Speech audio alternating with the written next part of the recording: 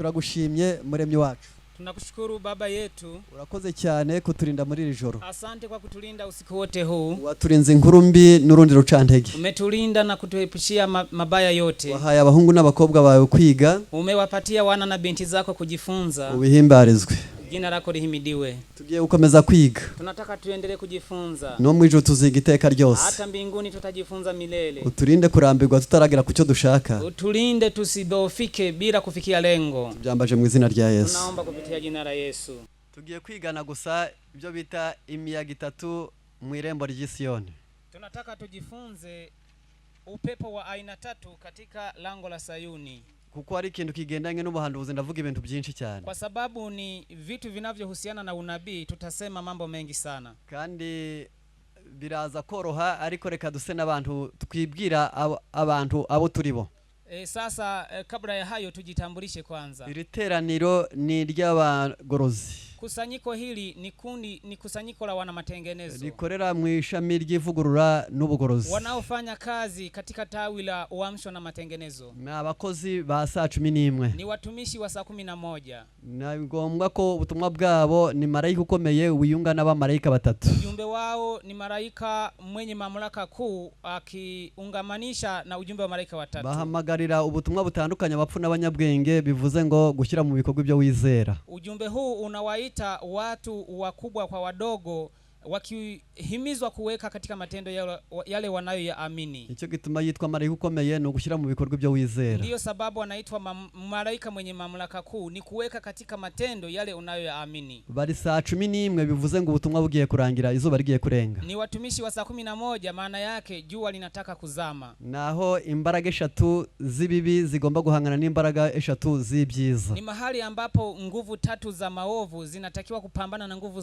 tatu za mema. Ibyahishuwe 16 umurongo wa 13 havuga imyuka itatu isa n'ibikeri. Ufunuo 16 mstari wa 13 panasema roho pepo tatu za uchafu. Yarangiza ariko zinazofanana na vyura.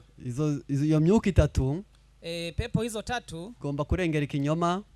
Zinatakiwa zinatetea uongo, ikarengera icyumweru, zinatetea Jumapili, zigashigikira upagani, zinaunga mkono upagani. Ibyo byose rero ni imbaraga eshatu zigomba kubuza umuntu kuzamuka Siyoni. Hizo zote ni nguvu tatu zinazotaka kumzuia mtu asiende Sayuni. Noneho zigomba gukorera mu bantu. Sasa zinatumikia katikati ya watu. Abo zizakoreramo, wale ambao zitatumikia kati yao, turaza kubivugaho. Imbaraga ya data wa twese ni y'Umwana ni y'Umwuka wera. Nguvu ya Baba, Mwana na Roho Mtakatifu. Na abantu banyuzwe nuko bari. Ni watu ambao wameridhishwa na jinsi walivyo. Na abantu bafite kwizera nko kwa Yesu. Watu walio na imani ya Yesu. Na abantu bitondera amategeko y'Imana. Watu wanaozishika amri za Mungu. Ni ibyahishuwe 14:12. Ni Ufunuo sura ya 14 mstari wa 12. Atubwira ngo niwo kwihangana kwabera kuri. Panatuambia ya kwamba hapa ndipo penye subira ya watakatifu. Bitondera amategeko y'Imana. Hao wazishikao amri za Mungu. Bakagira kwizera nko kwa Yesu. Na kuwa na imani ya Yesu. Abo bantu, watu hao, izo mbaraga zimaze kubajyamo, nguvu hizo zitakapowaingia, zizashobora guhangana n'iri ya myuka itatu isa n'ibikeri. Zitaweza kupambana na zile nguvu tatu zinazofanana na vyura. Uwariwe wese uraha cyangwa urahana. Yeyote aliyeko hapa au nje, yamayere y'iyo myuka itatu isa n'ibikeri ntawashobora kuyagwana nayo adafite izo mbaraga eshatu. Hawezi kupambana na ujanja wa zile nguvu tatu zinazofanana na vyura bila kuwa na zile nguvu tatu ambazo tumezitaja. Aba bantu basabwa gushobora guhangana n'izo mbaraga eshatu zisa n'ibikeri. Watu watakaoweza kupambana na zile nguvu tatu zinazofanana na vyura bagomba kuba ubwabo gusa barabanje kugirana amasezerano n'Imana. Wanatakiwa wawe wameshafanya ahadi yao na Mungu. Ayo masezerano bafitanye n'Imana, ahadi yao na Mungu anyurira mu mubatizo. Inapitia katika ubatizo. Uwo mu mazina atatu. Ubatizo wenye majina matatu. Mu izina rya Data wa twese. Kwa jina la Baba. Mu izina rya Yesu. Kwa jina la Yesu. Mu izina ry'Umwuka wera. Kwa jina la Roho Mtakatifu. Aya mazina atatu, majina haya matatu, afite impamvu y'umubatizo. Yana sababu ya ubatizo. Uwo mubatizo ntabwo ari kupfa kuyibiza mu mazi gusa. Ubatizo ule sio kuzamishwa kwenye maji tu. Nayo mazi afite ikigereranyo. Na yale maji ni mfano. No kwemera kuyajyamo bifite ikigereranyo. Kubali kuingia katika maji ni mfano. No kubatizwa muri buri zina bifite ikigereranyo. Kubatizwa katika kila jina vina maana yake. Bifite n'icyo bikorera nyirabyo iyabizi. Vina kitu vinavyokufanyia wewe unapokumeelewa vizuri. Ukiva muri ayo mazi, unapoinuliwa kutoka kwenye yale maji, none usabwa gusezerana n'Imana kwishyira ku gitambo ngo umukozi wayo unatakiwa kufanya ahadi na Mungu ili uwe mtumishi wake binyuze mu mpano yaguhaye ngo uzayikoreshereze kupitia katika karama Mungu aliyokupa ili umtumikie. Akajagari kari mu isi none Machafuko yaliyopo duniani n'abantu bakorera Imana itabatumye watu wanaomtumikia Mungu bila kutumwa naye bakayikorera iki itabatumye wanamtumikia kwa kile ambacho hajawatuma bagakoresha impano zitari zabo wanatumia karama zisizokuwa za kwao. Ariko Imana yo Lakini Mungu muri Matayo 25 katika Mathayo sura 25 umurongo wa 14 mstari wa 14 buri wese yahawe itaranto ingana nuko ashoboye kila mtu alipewa talanta inayolingana na jinsi anavyoweza. Harimo ihumure hakabamo n'iteka Kuna faraja, kuna hukumu pia. Umuntu icyo azakora cyose Kile ambacho kila mtu atafanya akoze nk'uko Imana yamutegetse akifanya kama alivyoamriwa na Mungu ntabwo azananirwa ibyo asabwa hata shindwa mapashwa yake. Uzakora ibyo atatumwe Yule atakayetenda ambacho hajatumwa azazambya ntacyo yenda gutunganya ku isi ataharibu hata tengeneza chochote. Bisabwa ko abantu batareshyeshya ubushobozi Inatakiwa watu wasilingane katika uwezo. Muri icyo gitabo cya Matayo 25 Katika kitabu hicho cha Mathayo sura 25 umwe yahawe 5 mmoja alipewa talanta 5 undahera ko aramanuka icyo bita guhananduka ajya ahabwa 2 mwingine kabisa kashushwa kapewa 2 undi aramanuka ahabwa 1 mwingine kashushwa kabisa kapewa 1. Igitera gahinda basomyi Kinachowahuzunisha wasomaji basomera kwiga badasomera kubwiriza gusa wanaosomea kujifunza sio kusomea kuhubiri tu nuko hawe bike ari nawe wabuze umubyizi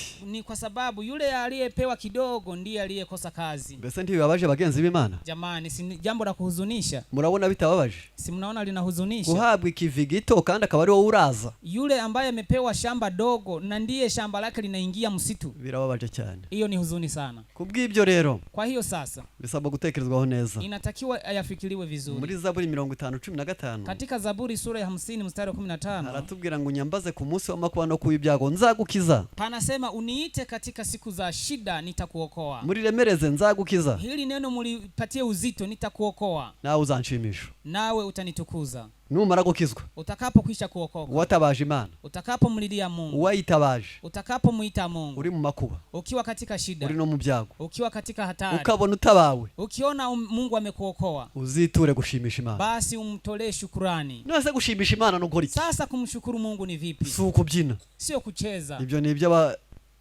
Nyarwanda n'Abarundi. Au ni mambo ya Wanyarwanda na Warundi. Si ugucheza. Sio kucheza. Si iby'Abakongomani n'Abazungu n'abandi Banyafrika. Ya Wakongomani na Wazungu na Waafrika wengine. Ahubwo Imana yavuze icyayishimisha. Bali Mungu alisema kile kitakachomtukuza. Ni Mika 6:8. Ni Mika sura ya 6 mstari wa 8. Icyo umuntu yakora ngo abashimishire Imana. Kile ambacho mtu anaweza kakitenda na kumtukuza Mungu. Yewe mwana w'umuntu we. Yewe mwanadamu. Yakweretse ikizi cyari cyo. Mungu alikuonyesha itendo jema la kufanya. Icyo Uwiteka gushakaho ni iki? Kile ambacho Bwana anataka kwako. Gukora ibyo gukiranuka. Kutenda haki. Kwicisha bugufi. Ni kunyenyekea. No gukunda kubabarira. Na kupenda rehema. Ibyo ni by'Imana gushakaho. Hayo ndiyo Mungu anayotaka kwako. We gushakiriza. Usitafutishe.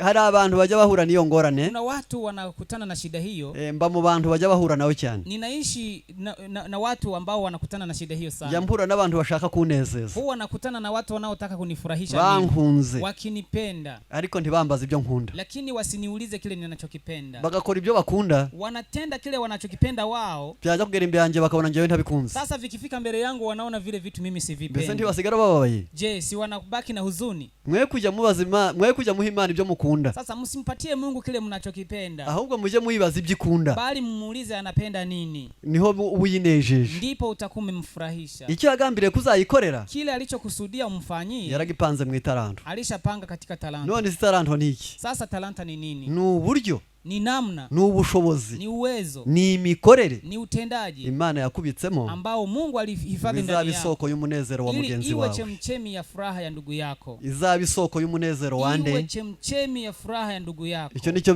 bita taranto. Hiyo ndicho kinachoitwa talanta. Kuyicukurira.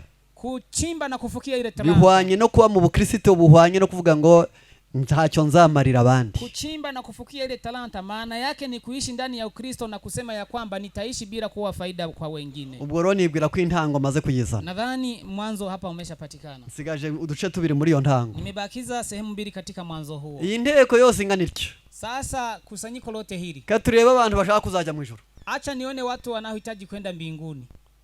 nanjye ndimo na mimi nimo. reka turebe abadashaka kurwana intambara ngo bazajeyo. Tuone wale wasiotaka kupigana vita eti waende mbinguni. Mwese murabuze. Wamekosekana. Katurebe baje binubiye bahuye n'intambara. Tuone wale wanaonungunika wanapokutana na vita. Baje iyo bahuye n'intambara bakinu. Wanapokutana na vita na kunungunika, tuone. Mubyihane. Mtubu. Timana mbabarira. Mseme Mungu nisamehe. Nemeye kuja mu ntambara yawe. Nimekubali kuingia katika vita yako. Satani afite ibintu 10. Shetani ana vitu 10 byo guhangana n'Imana. Vya kupambana na Mungu. Yaravuze ngo nange nzaba nk'Imana. Alisema nami nitakuwa kama Mungu. Nzicara ku musozi w'ikasikazi. Nitakaa katika mlima wa kaskazini. Musome Yesaya 14. Soma Isaya sura ya 14. Na Ezekieli 28. Na Ezekieli sura 28. Satani yarahize. Shetani ameapa ko nawe azaba nk'Imana. Ameapa kwamba naye atakuwa kama Mungu. Ntabwo nubwo ntabirangiza byose ariko reka bivuge bimwe. Japo siwezi kumaliza yote, acha niseme machache. Igihe Imana ishaka kuyobora isi, wakati Mungu anataka kuiongoza dunia, Satani nawe ashaka kuyobora isi. Shetani naye anataka kuiongoza dunia.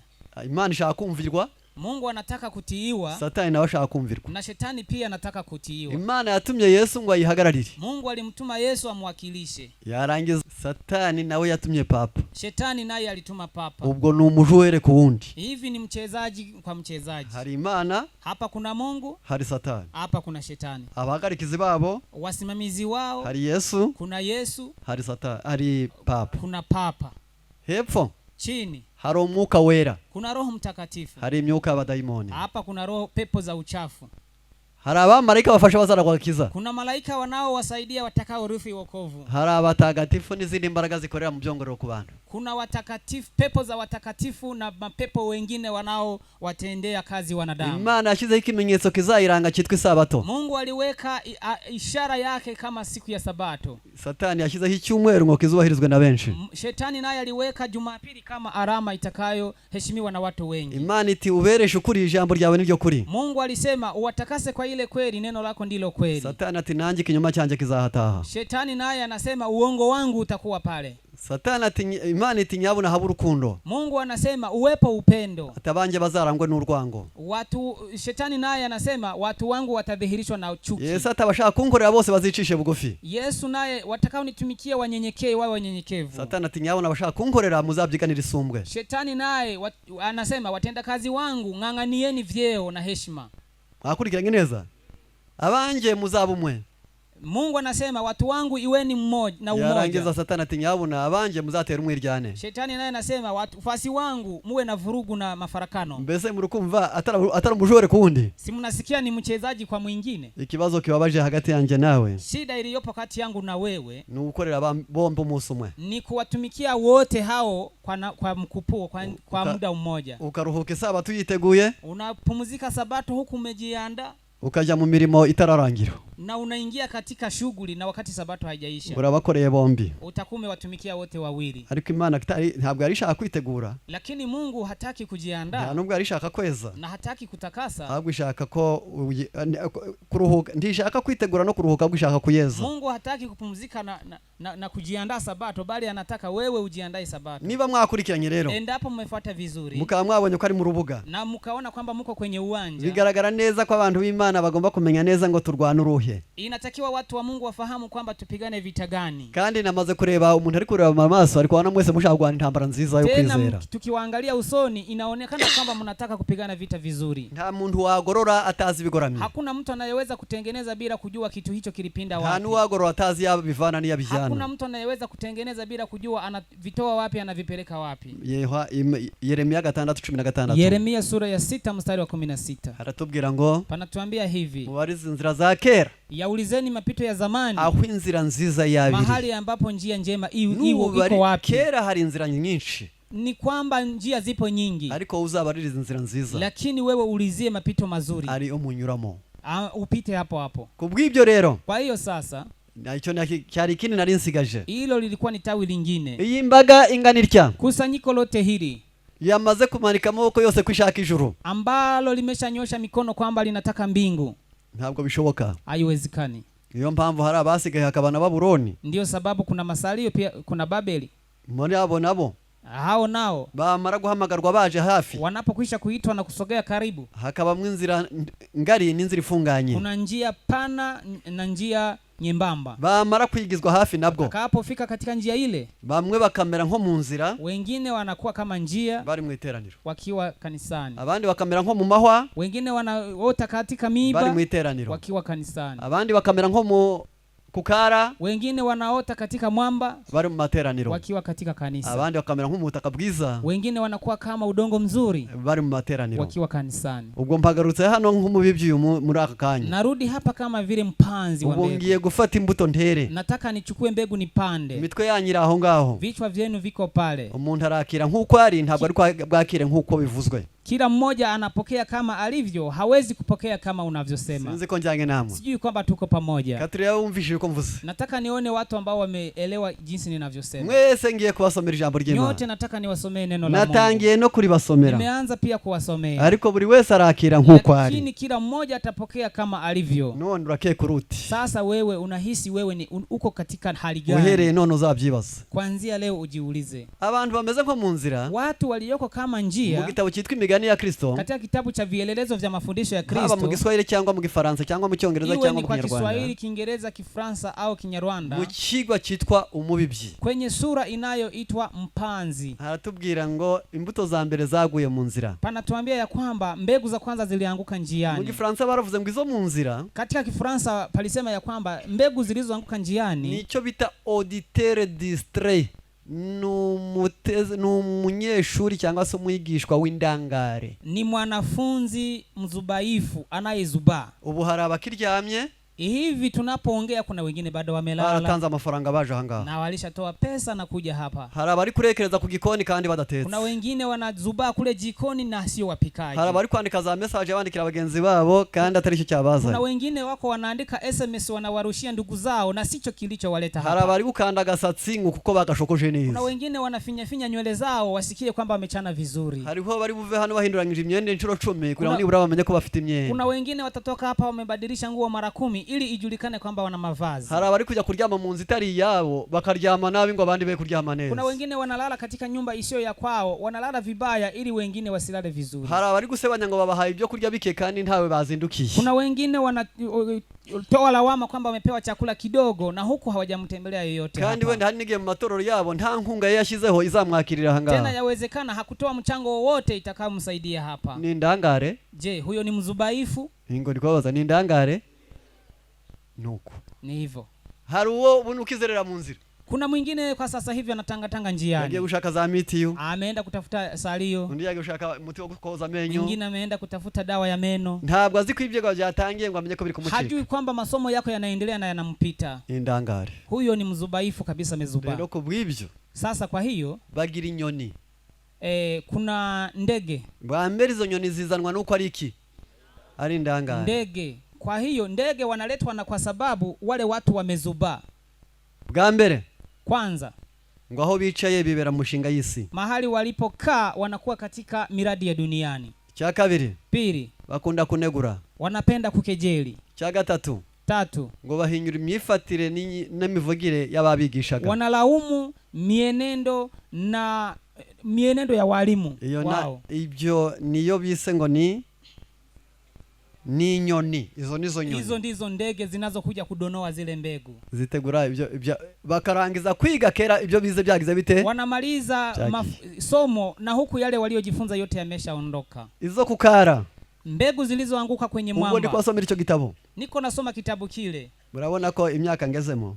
Unaona miaka nilionayo. Nta shema nabona mu kinyoma. Siwezi kupata heshima katika uongo. Ahubwo ishema ryose riri mu kuri. Bali heshima yote imo katika ukweli. Ibyo ndi kubabwira muzabisoma ubwo aho ngaho ndi kubabwira. Hayo ninayowaambia yameandikwa. Noneho kubw'ibyo. Sasa kwa hiyo abo mu kukara wale watu wanaofananishwa na mbegu zilizoanguka kwenye mwamba, pana udongo kidogo. Yarangiza ariko buri hejuru yibuye. Lakini udongo ule uko juu ya mwamba. Ravuze ngo ina maana kwamba abo bantu bameze batyo, watu wa namna hiyo ngo sesoreze converti, na abantu binjiye mu butumwa ariko badahindutse. Ni watu walioingia katika ujumbe lakini walikataa kubadilika. Bariga wanajifunza. Mumva ko bababwira abadive Wanaweza wakafurahia kusikia Waadventista wakiongelewa na mambo ya Jumapili, bakavuga papa, wanakimsema papa, bakavuga Illuminati, wakisema mambo ya Illuminati. utwo tuntu twose tuvuga abandi nitwo bakunda. Hayo mambo yanayowaongelea wengine wanayapenda sana, ubutumwa bakosora ntabwo banezeza, lakini ujumbe unaowakosoa hawautaki. ngo bashaka ibintu bibiri, wanahitaji vitu viwili. binjiye mu butumwa, waliingia katika ujumbe, ngo bubakize ingorane ariko bwe kubakiza ibyaha.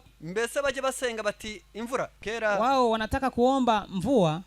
Mwihangane ubwo twahuriye hano turi amahanga, uyu mugani we kubagora. Vumilieni kwa vile tumekusanyika hapa tukiwa watu kutoka nchi mbalimbali, msitatizwe. Iyo umutima uteye nabi, moyo unapodunda vibaya, injereri zivuga mu matwi, makengere hulia masikioni. Mbese uko umutima uteye amatwi arabivuga. Jinsi moyo unapopiga masikio yanarudia. Noneho iyo kera babaga muri kino gihugu injereri zivuza mu matwi niko bazita. Sasa katika nchi hii makengele hayo yalipokuwa yanapiga masikioni, bajaga bakubita ku matwi barike bati, walikuwa wanapiga masikioni kwamba bati induru i Burundi ni Bunyabungu, kwamba kelele Burundi na katika nchi zingine. Mbese byaje kugera Rwanda. Hapo sasa walikuwa ni watu wa huko waliokuwa nasema hivyo. Ati induru ibusakaza tako. Sasa makelele huko kwingine mbali, bari batari basakaza amategura nkuko nguko.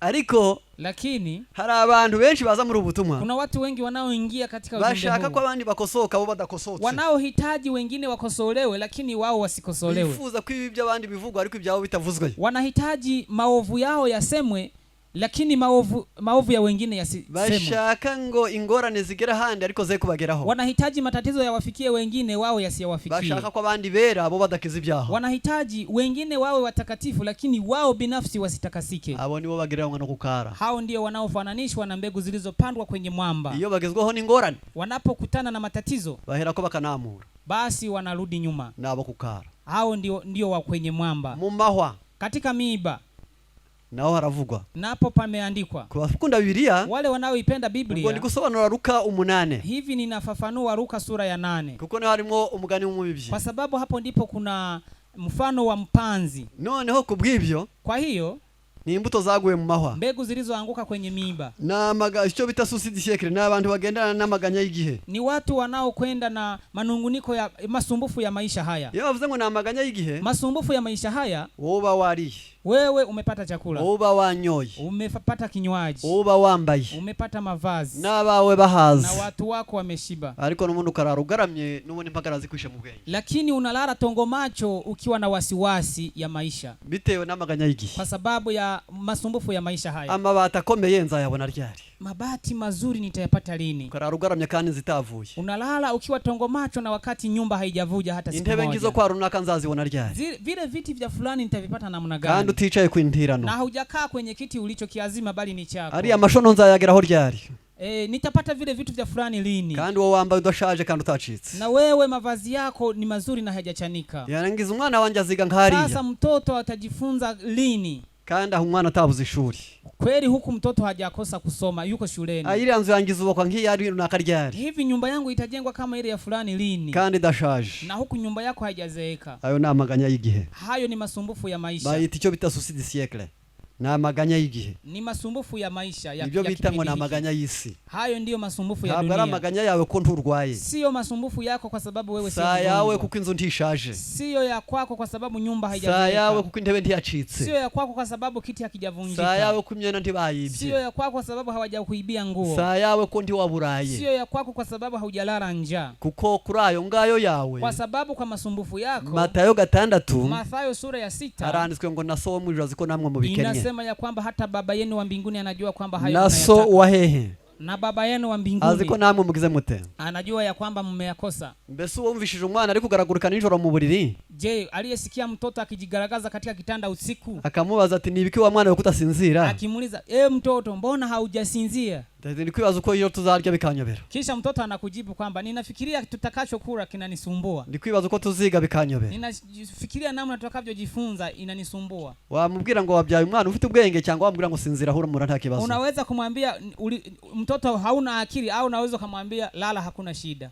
kubitewe nuko ari umwana wawe uramuteganyiriza. Kwa sababu wewe ni mtoto wako, unamwandalia mambo ya wakati ujao. Kurya no kunywa no kwambara, data wa twese aziko natwe tubikennye. Kula na kunywa na kuvaa, baba yetu anajua kwamba hata sisi tunavikosa. Hari abantu batazi gucuruza neza. Kuna watu wasiojua kufanya biashara vizuri.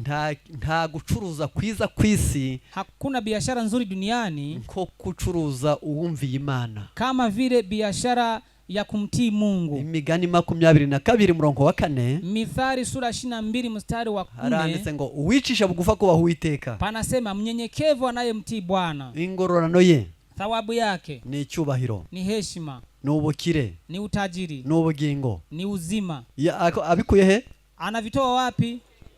Abikuye mu kumvira Imana. Anavitoa katika kumtii Mungu. None se biraza bite? Sasa inakuwaje kugira ngo umuntu abigenza atyo? Ili mtu awe hivyo, harimo ikintu gikomeye cyane. Kuna kitu kikubwa sana. Usigase, yule anayemwacha cyangwa nyina au mama cyangwa umugore we au mke wake cyangwa umurima au shamba cyangwa abana au watoto kubwanje kwa ajili yangu, muri ubu bugingo katika maisha haya azabigarurirwa inshuro 100, atazidishiwa mara 100, no mu bugingo bw'ahazaza, hata katika wakati ujao azahabwa ubugingo buhoraho, atapewa uzima wa milele. Katureba bafite amaduka 100 hano. Nataka niwaone walio na maduka 100 hapa. Maduka 100. Abagerageje gukira bakagira inka ntawe ndi kubona urahana uragera ku nk'ijana. Hapa miongoni nyote mlioko hapa sijamuona mtu aliye na ng'ombe 100. Abiza amashuri ntabafite doctora nibura nk'eshatu. Walio soma hawana degree 3. Umwirabura we ni yumuhaye imwe gusa uyisanga yamushajije. Mwafrika mwenyewe akipewa degree 1, yani unamkuta ameruka huko.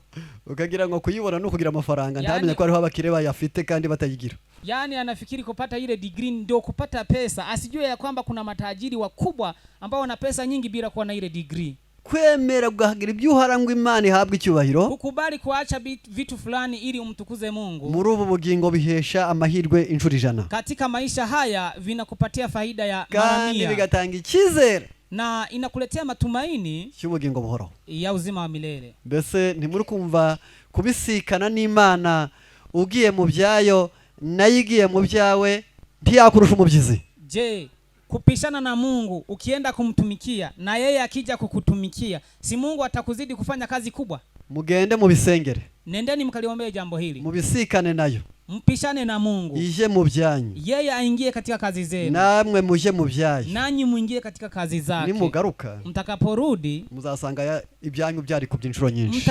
mtakuta vitu vyenu vimejizidisha mara nyingi. Kubera iki? Kwa sababu gani? Hari impamvu. Kuna sababu. Mu gitabo cyitwa ubutumwa ku basore, katika kitabu cha Message to Young People, page ya 27, ukurasa wa 27, mu ngingo ivuga ngo kwirundurira mu Mana byuzuye, katika sura inayosema kujitoa kwa Mungu kikamilifu, ivuga ngo abandon complet, kujitoa kikamilifu. Aranditse hagira hati, pamesema hivi: itaranto twahaye Imana zizikuba inshuro nyinshi, talanta tulizopewa na Mungu zitajizidisha mara nyingi, bizahinahina ibibazo n'ingorane byo muri ubuzima bigera ku 1000. Atafupisha matatizo na shida za maisha haya zinazolingana na 1000. ngo tuzanyura mu irindagiza ry'umwijima w'ibibi no mu ngorane kandi tugere ku cyambo. Noneho kubw'ibyo, sasa kwa hiyo aba bantu rero barundukira mu byabo gusa, watu hawa wanaojitoa katika mambo yao tu, bameze ubwibyo biga byose, yale yote wanaojifunza bigwa mu mahwa, yanaanguka katika miiba. Amahwa ni ibyabo, miiba ni mambo yao, na maganya yabyo, ni masumbufu yao. Noneho bahura n'ingorane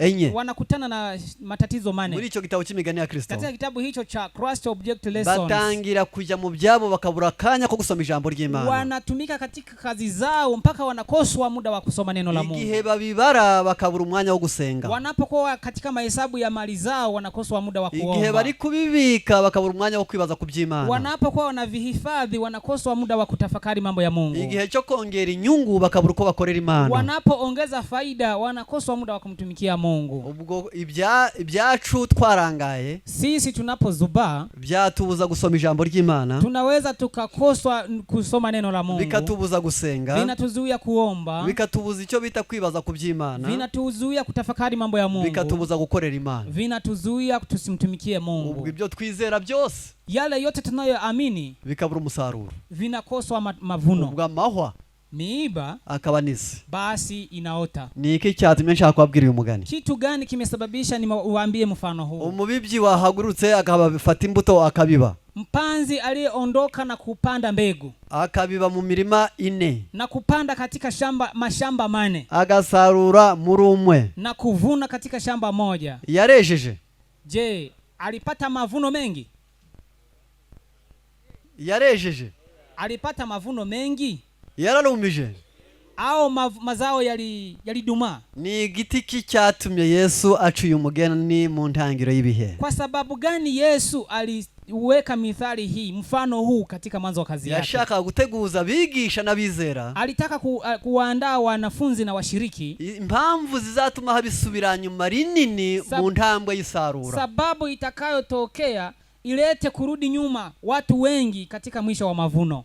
Sinzi ko munyumvishije. Sijui kwamba mumeelewa hapo. Ntabwo ari mu gihe cye. Sio katika wakati wake. Ntabwo ari mu gihe cy'abagorozi. Sio wakati wa matengenezo. Si mu gihe cy'abakozi ba saa 9. Sio wakati wa watendakazi wa saa 9. Ahubwo saa 11. Bali kwenye saa 11. Muri ako kanya abo mu nzira inyoni zizabitoragura. Kwa wakati huo wale waliopandwa njiani ndege watadonoa. Baba Abakristo ariko batagira umusaruro. Walikuwa ni Wakristo wasiokuwa na mavuno. Abo kukara bizahera ko ingorane zibakure mu by'Imana. Wale wa kwenye mwamba matatizo yatawaondoa katika mambo ya Mungu. Bitewe nuko batakiza ibyaha. Kwa sababu hawajapona dhambi. Amajyambere y'isi, maendeleo ya dunia, azatera benshi amaganya bawurukorera Imana yabo. Yatawafanya wengi waendelee kusumbuka, wakoswe namna ya kumtumikia Mungu. Imana izasigara ifite icyizere kimwe. Mungu atakuwa na tumaini moja tu. Ni kwa mu butaka bwiza. Ni kwa wale waliopandwa kwenye udongo mzuri. Katuri abashaka kwa mu butaka bwiza. Tuone wale wanaohitaji kuwa katika udongo mzuri. Ubwo ni ukwihana uko waruri. Ni kutubu namna ulivyo. Mwe kushyira amaboko hejuru gusa. Msiweke mikono juu tu. Ubibwiye Nyagasani. Umemwambia Baba. Yewe njya mbwira n'abantu nti. Huwa nawaambia watu kwamba. Igihe bakubwiye ngo shyira akaboko hejuru. Wanapokuambia weka mkono juu. Wita kurimo. Jambo hilo kalifanya bila kutoka moyoni. Uje ugatunga ubikubwiye. Uwe unamnyoshea basi yule ambaye amekwambia. Tago munyumvishije. Sijui kwamba mmenielewa hapo. Mwumvishije? Mumeelewa? Nushira akaboko hejuru atari byo gusubiza. Utakapoweka mkono juu bila kujibu vizuri, ukandunge, basi uninyoshee mimi. Kuko iyo ugize urya, kwa sababu unaponyosha kule, ububwiye bikurenza aribyo byitwa ishobora byose. Basi unamwambia Mungu.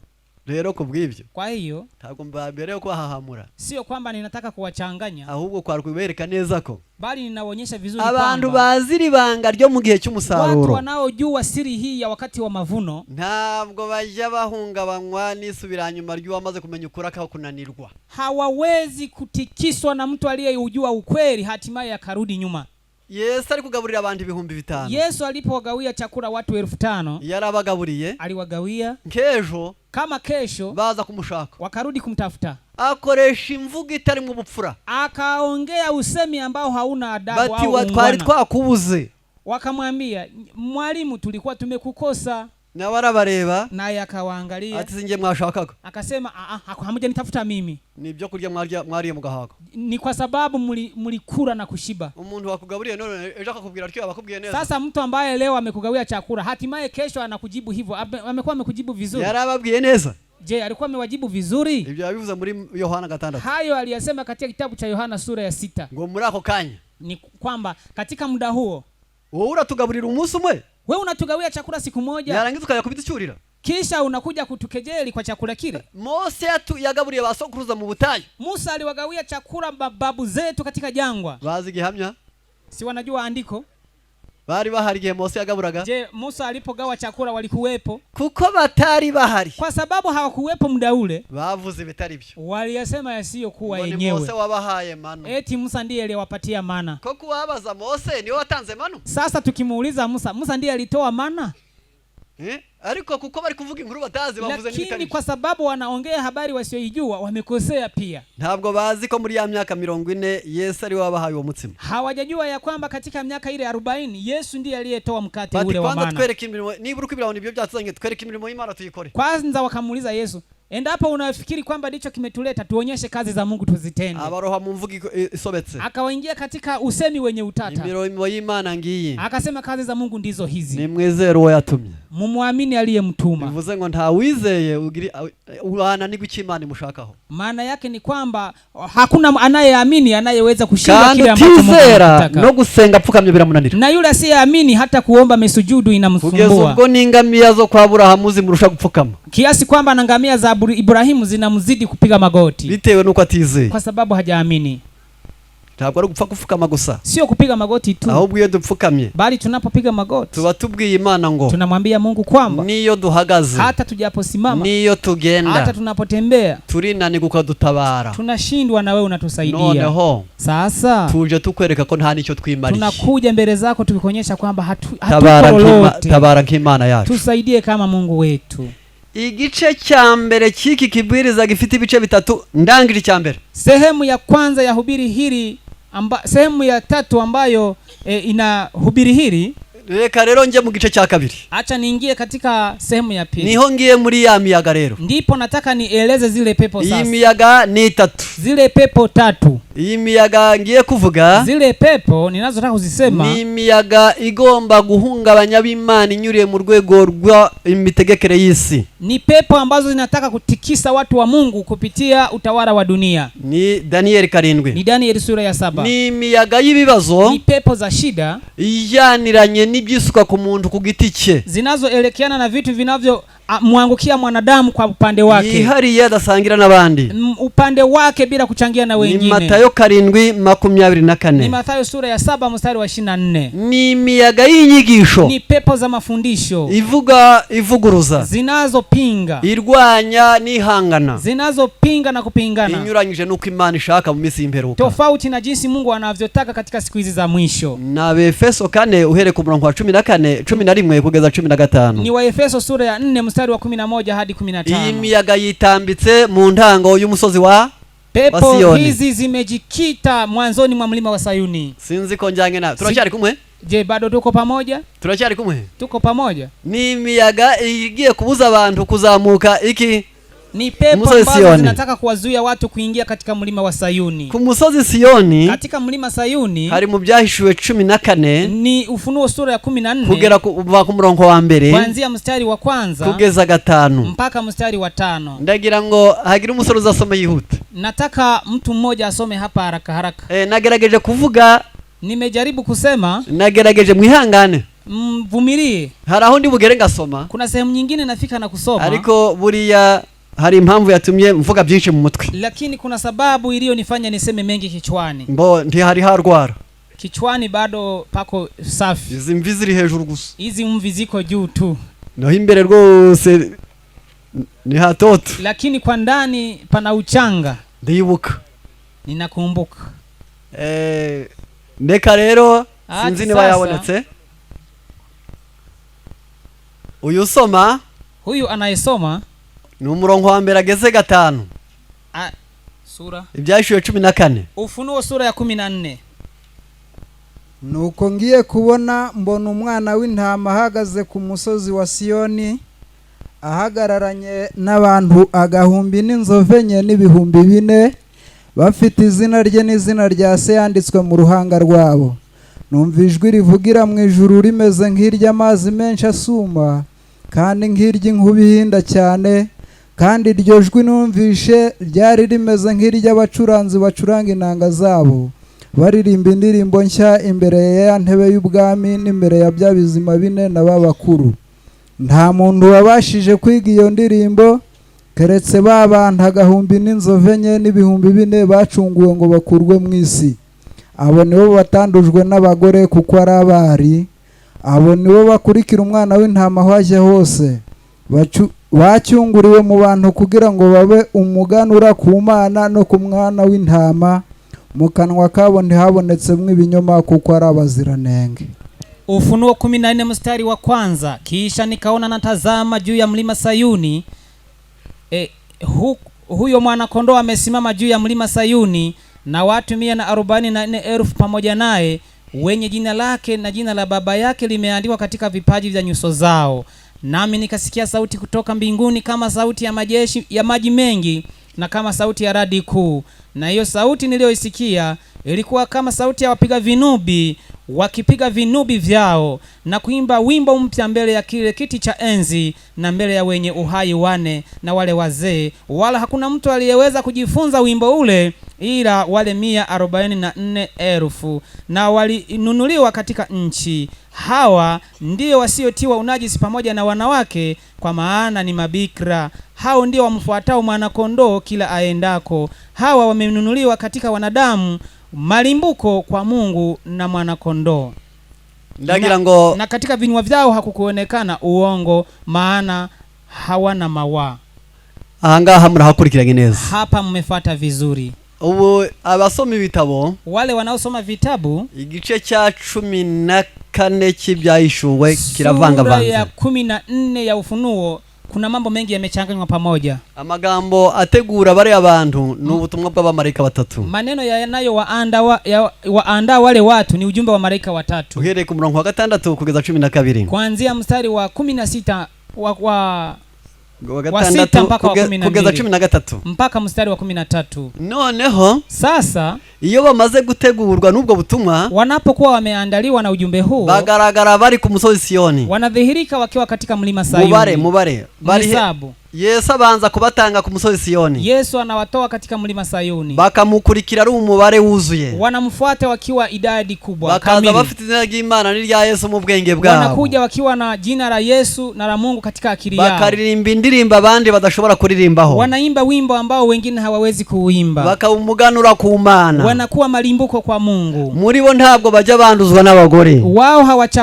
hawatiwi unajisi na wanawake, nta n'ikinyoma kiboneka mu kanwa kao, hawawezi kusema uongo ndani ya midomo yao. Yewe ni umuganura ku Mana, hawa kabisa ni malimbuko kwa Mungu. Biblia ni ijambo rikomeye, hilo ni neno kuu sana. Nibo bantu bitwa umusogongero, ndio watu wa kwanza wanaoitwa muonjo. Mbese Imana izagera ku bandi ibanje kunezererwa nabo gusa. Mungu atawafikia wengine akifurahishwa kwanza na hao. Abantu baratangaje. Hao watu ni wa kustaajabisha. Ntabwo babayeho, hawajaishi, bagomba gutegurwa, wanatakiwa kuandaliwa. Reka turebe, acha tuangalie. Umuntu wese wumva akavuga ati icyampa, mtu yeyote anayeweza kusema kwamba Mungu akinijalia kazaba muri abo bantu na mimi niwe miongoni mwa wale watu, Imana izabibafasha. Mungu awasaidie. Noneho mwemera intambara rero. Sasa mkubali vita sasa. Mubanze mumenya aho muzazamuka. Mjue namna ambavyo aho umuntu anyurira ngo azibone kuri uwo musozi. Mahali ambapo mtu anapita ajione katika mlima ule. Mwakurikiranye neza? Mmefuata vizuri. Hari aho umuntu agira ati, kuna wakati mtu, hari aho umuntu anyurira, kuna mahali ambapo mtu anapita, utemeye kuhazamuka, usipokubali kupanda pale, ntabwo wagera kuri uwo musozi, huwezi kufika kwenye mlima ule. ahubwo babanza kwereka huo musozi uri, bali wanakuonyesha kwanza mlima ule uko wapi, maze ukawuzamuka na unapanda kwenye mlima ule. Mu gitabo cyitwa ibihamya umuzingo wacyo wa mbere, katika kitabu testimony ya kwanza, ni Igifaransa icyo ngiye kuvuga, hicho anachokisema ni cha Kifaransa. Noneho ndasomamwe amagambo, atasoma maneno. Aya magambo ngiye gusomamo, maneno nitakayoyasoma hapo biraza kumfasha, yatanisaidia. Noneho ahangaha hapa mwumve uko uwo musozi uzamuka, msikilize namna mlima huo unavyopanda, kugira ngo wisengere, ili ujiombee. Uhereye none, kuanzia leo, uve mu ndangari, utoke katika watu wanaozuba. Uhereye none, kuanzia leo, uve mu kara, utoke katika mwamba. Uhereye none, kuanzia leo, uve mu mahwa, utoke katika miiba, kugira ngo winjire mu butaka bwiza, ili uingie katika udongo mzuri. Umura nta waremwa atyo, niwe wigirako. Jipe moyo, hakuna aliyeumbwa hivyo, ni wewe unayejifanya hivyo. Nta waremwa ari mu nzira, hakuna aliyeumbwa akiwa kwenye mwamba. Ngo tuvuge ngo Benone yagira ati, tuseme ya kwamba je atafanyaje? Nta waremwa ari kukara, hakuna aliyeumbwa akiwa kwenye mwamba. Tuseme ya kwamba hakuna njia nyingine. Nta waremewe mu mahwa, hakuna aliyeumbiwa katika miiba. Kubuko ni nyirabyo byigirako, kuwa hivyo ni mwenyewe unayejifanya hivyo. No mu butaka bwiza ushatse wababwo, katika udongo mzuri kuhitaji unaweza kaingia pale. Na bumva ijambo ry'Imana, ni watu wanaolisikia neno la Mungu, bakaryakirana umutima mwiza, na kulipokea kwa roho njema, kandi unyuzwe na roho inayoridhika. Ugize ute? Unyuzwe.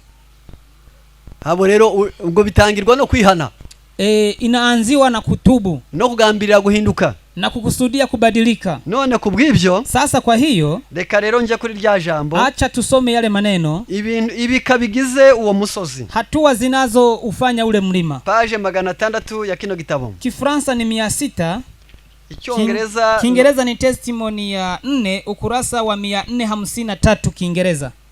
Aya magambo Madamu White yaretse Abadventiste mu 1880. Haya maneno nabii wa Mungu aliyaonyeshwa mwaka 1848. Arababwira ati nyabuna, aliwaambia Waadventiste kwamba urubanza rw'Imana nta uzayifasha kurukemura. Hakuna atakayemsaidia Mungu kukata hukumu yake. Gushimwa n'abantu ntabwo bizatuma Imana igushima. Kusifiwa na watu Mungu hata kusifu. Ni n'amahirwe banakugaye humura ntibazagutera ibyondo utagira. Ni mbaraka wakikukejeli kwa sababu hawatakutesha, kutenga na ule upendo ulio nao. Hari igihe abantu bakora ibintu bya ukura ku Mana. Kuna watu wanapotenda vitu vikikutoa kwa Mungu ngo bigukure ku Mana. Kuna watu wanapokutendea vitu vinavyokutoa kwa Mungu, yarangiza hakava babanda akabari bayivaho. Kisha wale wanaokutendea vitu vile ndio wanatoka kwa Mungu. Bigahita nabo kukara. Basi vinawapitia wale walioko kwenye mwamba. Kuko mu mahirwe twahawe. Kwa sababu katika mfanikio tulionayo. Amahirwe murayazi? Mbaraka mnaujua? Amahirwe mubaraka fursa ni ikintu umuntu abona kikamugeza akabonye ikiza. Fursa ni kitu ambacho mtu anakipata na kupata kitu chema. Yarangiza kikazamugeza kubyiza. Kisha kinamfikisha katika mambo mema. Kikazamuha amaherezo meza. Kinampatia maisha hatima nzuri. Noneho icyo nicyo kitwa mahirwe. Hicho ndicho kinachoitwa fursa. Mu mahirwe Yesu yatugeneye. Katika fursa ambayo Yesu alitupatia, baza murahirwa niba babeshyera. Heri nyinyi watakapo wasemea uongo. Katureba abantu baje barakara bababeshye. Tuone watu wanaokasirika huku wanaponenewa uongo. Abakunda ko bavuga ukuri. Wakikusema jinsi ulivyo, wale wanaopenda wakisema jinsi walivyo. Ntabwo muza mahitamo. Hamjajua kuchagua. Nta kintu kiza nko kubesherwa. Hakuna kitu kizuri kama kusemewa uongo. Ukubeshya abagukorera ibintu bitatu. Yule anayekusemea uongo anakufanyia mambo matatu. Burya Imana baramuhisha ibibi byawe. Ni kwamba Mungu anakuwa amemficha mambo yako. No sasa amahirwe. Je, si ni mubaraka? Icya kabiri. Cha pili. Abakubwiye ngo uzamugire amakenga ntiyenda kukubikira ibanga. Anakuambia ya kwamba uwe na busara kwake kwa sababu hata kutunzia siri. Murabyumva neza? Mnaelewa vizuri? Icya gatatu. Cha tatu. Abakubwiye gukiranuka. Anakuambia uwe mwenye haki. Niyo mpamvu. Ndiyo sababu ubwo twatanya muri iyi si. Tunapoungana katika dunia hii. Tugiye dukunda kubesherwa aho kuvuga ukuri kuko ibyo batuvuga ukuri ndibibuze. Tuwe tunapenda kusemewa uongo kwa sababu yale wanayoweza kutusemea ukweli si kwamba yamekosekana. Icyo mvuze nuvuga ngo mbese wagushaka hamabi yayabura. Hapo nina maana kwamba je, mtu akitafuta maovu kwako anaweza kayakosa? Ayakuvuzeho ibibi utakoze niyo mahirwe ku isi. Anapokusemea mabaya ambayo hujayafanya, basi huo ni mubaraka wa duniani. Ariko benshi usanga yarakaye. Lakini wengi duniani wanakasirika. Ati yambesheye. Amenisemea uongo. None kwata gukunda kuvuga ukuri. Sasa mbona hakupendi atakusemaje ukweli? Ntuzi ko Abayuda babonye Yesu bakamwita daimoni. Tunajua ya kwamba Wayahudi walipomwona Yesu walimsema kwamba ana pepo. Mbese ubwo wari umwe daimoni yarinde. Je, aliyekuwa na mapepo kipindi kile alikuwa ni nani? Bati n'Umusamaria. Unaweza kusema ni Msamaria. Walikuwa wanamsema ni Msamaria. Ati n'umukuru wa daimoni. Kwa wanamsema ni mkuu wa mapepo. Ubwo mwabonye Yesu ataye umutwe. Je, Yesu alichanganyikiwa kipindi hicho? Kuko bari bahanganye yaramuzi. Kwa sababu aliyekuwa anapambana naye alikuwa anamjua. Abantu bose bavuga ko bemeye buno butumwa. Watu wote wanaosema kwamba walikubali ujumbe huu. Muje mwambare intwaro zose. Muvae silaha zote. Aha babaza hose Satani yiteguye kuharasa. Mahali pote pa kuumiza shetani yuko tayari kupaumiza. Muje mwambare intwaro zose. Muvae silaha zote. Mumwime no kutubona agira icyo bakuraho ngo akirashisha abandi. Mumunyime fursa ya kutoa kitu kwenu na kuanza kuwapigisha wengine. Uwo musozi bawuzamukima. Ukiwa na gari usipate wasafiri unaweza kufurahi. Ubatse mu mudugudu ufite parcelle hakabura abandi baza kuhatura irungu ntiryakwisha. Ukijenga kwenye mji ukiwa na kiwanja pale halafu usiwe na majirani pale utafurahi. Nta shaririza mu muntu w'Imana wuzuye. Hakuna wivu inayoingia katika mtu wa Mungu. Imana yagize neza. Mungu alifanya vizuri. Buri wese yamuhaye ikivice. Mungu alimpatia kila mmoja kazi yake. Dukerezwa nabaza mu ntabiri tari yabo mu kwabo haraye. Tunacheleweshwa na watu wanaoingia katika shamba lisilokuwa la kwao, huku kwao pakiwa pameingiwa na pori. Akaza kuzazanya kuko muwe byamunaniye. Anakuja kuchafua kwa sababu kwake ameshindwa. Mbega Imana ngo irabinyabwenge. Jinsi gani Mungu alivyo na hekima. Itegura kugeza ubwo buri wese yabona icyo ayikorera. Anayeandaa hata kila mtu anapata kazi ya kufanya. None saho gukorera ni hehe? Sasa mahali pa kufanyia kazi ni wapi? Ngo buri wese agira ikivici. Ili kila mtu awe na shamba lake. Chacun avait à montrer une foi vivante dans sa famille. Buri wese yagomba kugaragaza kwizera kuzima iwe bwite. Kila mtu anatakiwa kudhihirisha imani hai katika familia yake. Kwizera kuzima imbere y'umugabo.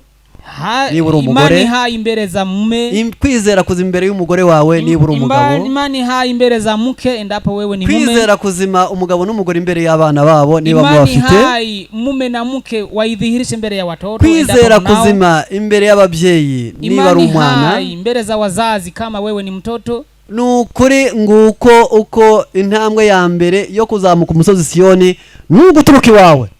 Hiyo ndio hatua ya kwanza ya kuupanda mlima wa Sayuni, ni kuanzia pale kwako. Cha kabiri. Pili. Hatua ya pili. Dans son voisinage. Aho ngaho mu baturanyi. Kwa majirani, imani hai kwa majirani. Kubera iki? Kwa nini? Yeremiya 3. Yeremiya sura ya 3. Umurongo wa 14. Mstari wa 14. Nzabakura mu mudugudu. Nitawatoa kila mmoja katika mji. Na 2 mu muryango. Na 2 katika familia. Mbajani Siyoni. Niwapeleke Sayuni. Itoranya riri hehe? Riri mu itorero? Uchaguzi humo ndani ya kanisa? Ndikwabaza? Ninawauliza.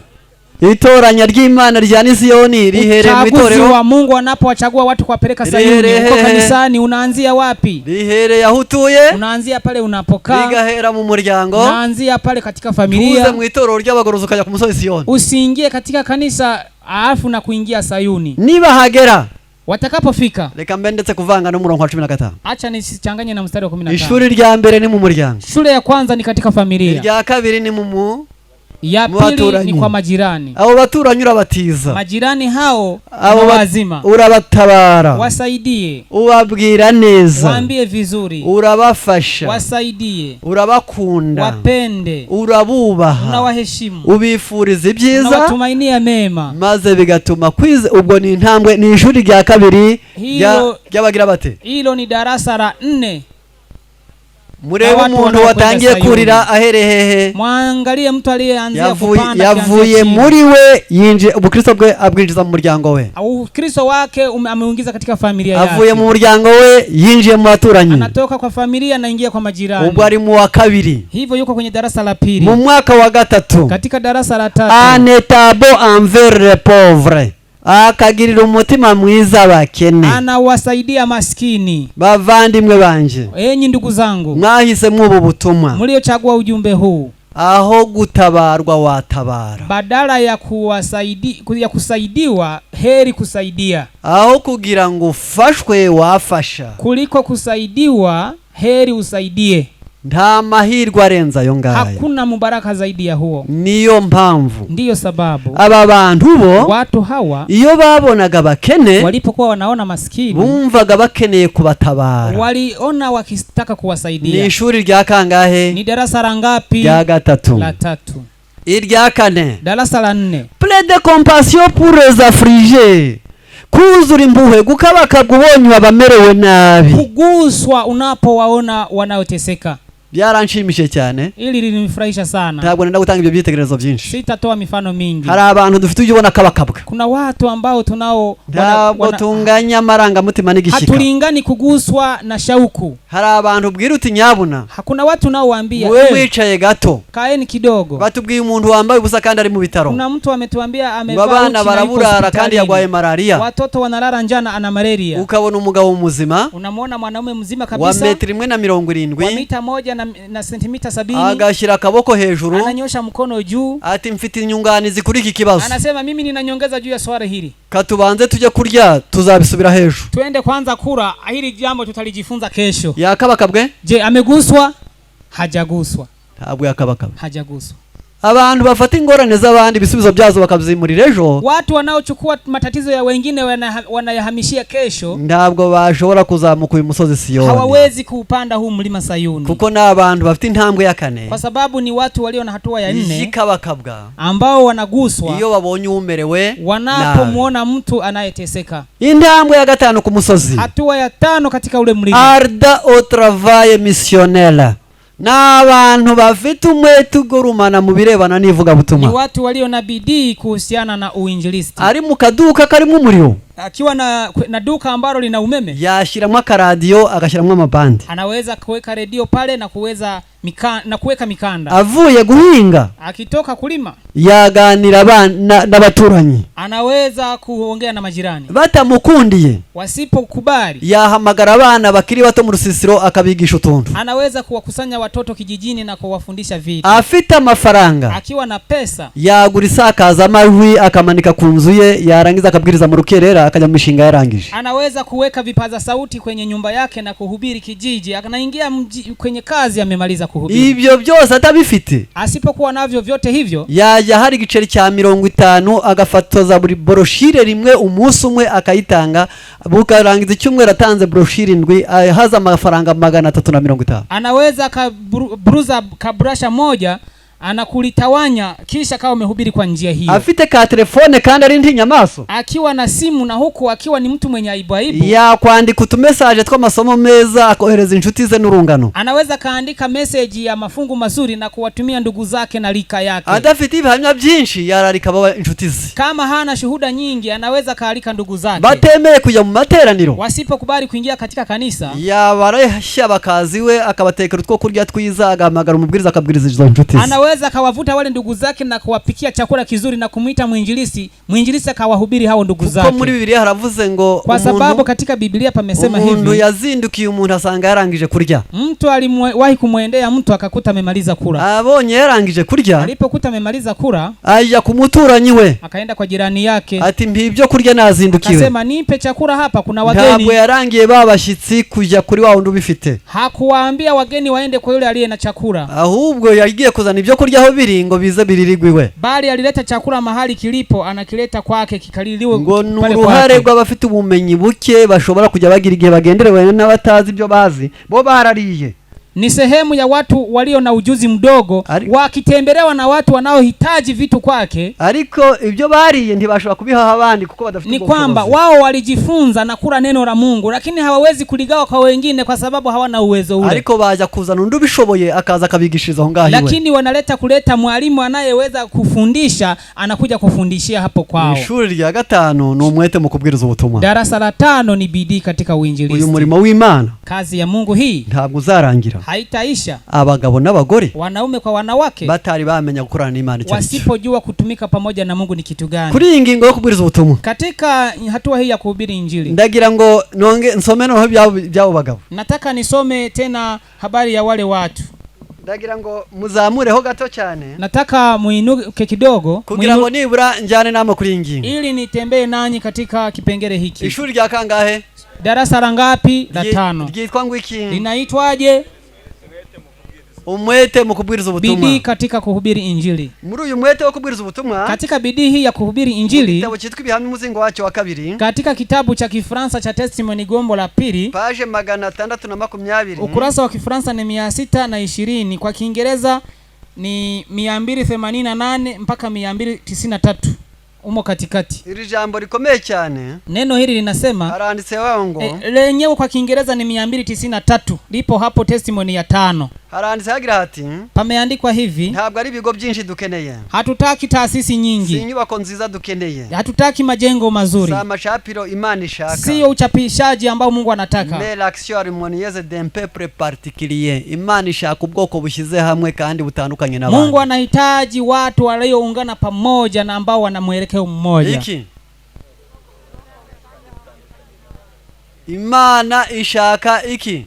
Mungu anahitaji taifa ambalo limeungana pamoja, lililojitenga na wengine. Noneho bakaba batava muri bihugu bizengurutse, katika nchi hizi zinazotuzunguka, hari ubwoko nubwo butajya burama ariko bufite ikimenyetso kibatandukanye n'abandi. Kuna kabila japo halidumu sana, lakini lina dalili inayowatenga na wengine. N'aborozi bagakunda ibintu biti biremve, bajya umuntu wabo batangira kumushidikanya kurama afite imyaka 27. Hao watu ni wafugaji na wanapenda kula sana damu ya ng'ombe. Sasa mtu wanakuwa na mashaka ya kuishi miaka mingapi? 27. Miaka 27. Hapo ndipo amefika uzeeni kabisa, bitewe nuko kurya ibyo bintu kwa bipfa vuba. sababu ya kula vitu hivyo ambavyo tumevisema. Noneho kubw'ibyo ibyo bari kwabwira byanditswe mu gitabo bita Croquer la vie. Hayo yameandikwa katika kitabu kimoja kinachoitwa Croquer la vie. Ni cyitwa ibirebana ni by'amagara mazima. Ni vitabu vya afya. Bafite ikimenyetso kiyakibaranga. Wana dalili inayowadhihirisha. Banze kuzimirira mu bandi. Walikataa kupotelea katika watu wengine. Iyo umuntu avutse, mtu anapozaliwa, bahera ko bafite igihe runaka ntazi bajya bapfumurira amatwi. Huwa wakati fulani wanamtoboa masikio. Yarangiza bagahambira ikintu kiremereye. Kisha wanaweka kitu kizito kwenye masikio. Kikagenda kinagana amatwi yombi. Basi kinavuta yale masikio. Kugira ngo wa mwenge urushaho kugenda waguka. Ili lile tundu liendelee kupanuka. Kugira ngo aho banyuze hose. Ili popote watakapofika, uwabonye wese ye kubitiranya. Kila anayemuona asimfananishe na wengine, ajue kwamba ni wale wale. None Imana ishaka ko abantu batandukana n'abandi. Sasa mtu anataka watu watofautiane na wengine. Ishaka ubwoko bushize hamwe. Mtu anataka taifa linaloungana pamoja. Kandi bugize bute? Tena lihariye. Taifa la pekee. Bushize hamwe kandi bugize bute? Watu waliojiunga pamoja na wametengana na wengine. Kirse shwazi akaba ari we wenyine wabirambagirira akabatoranya. Hapo ni Mungu aliyewachagua.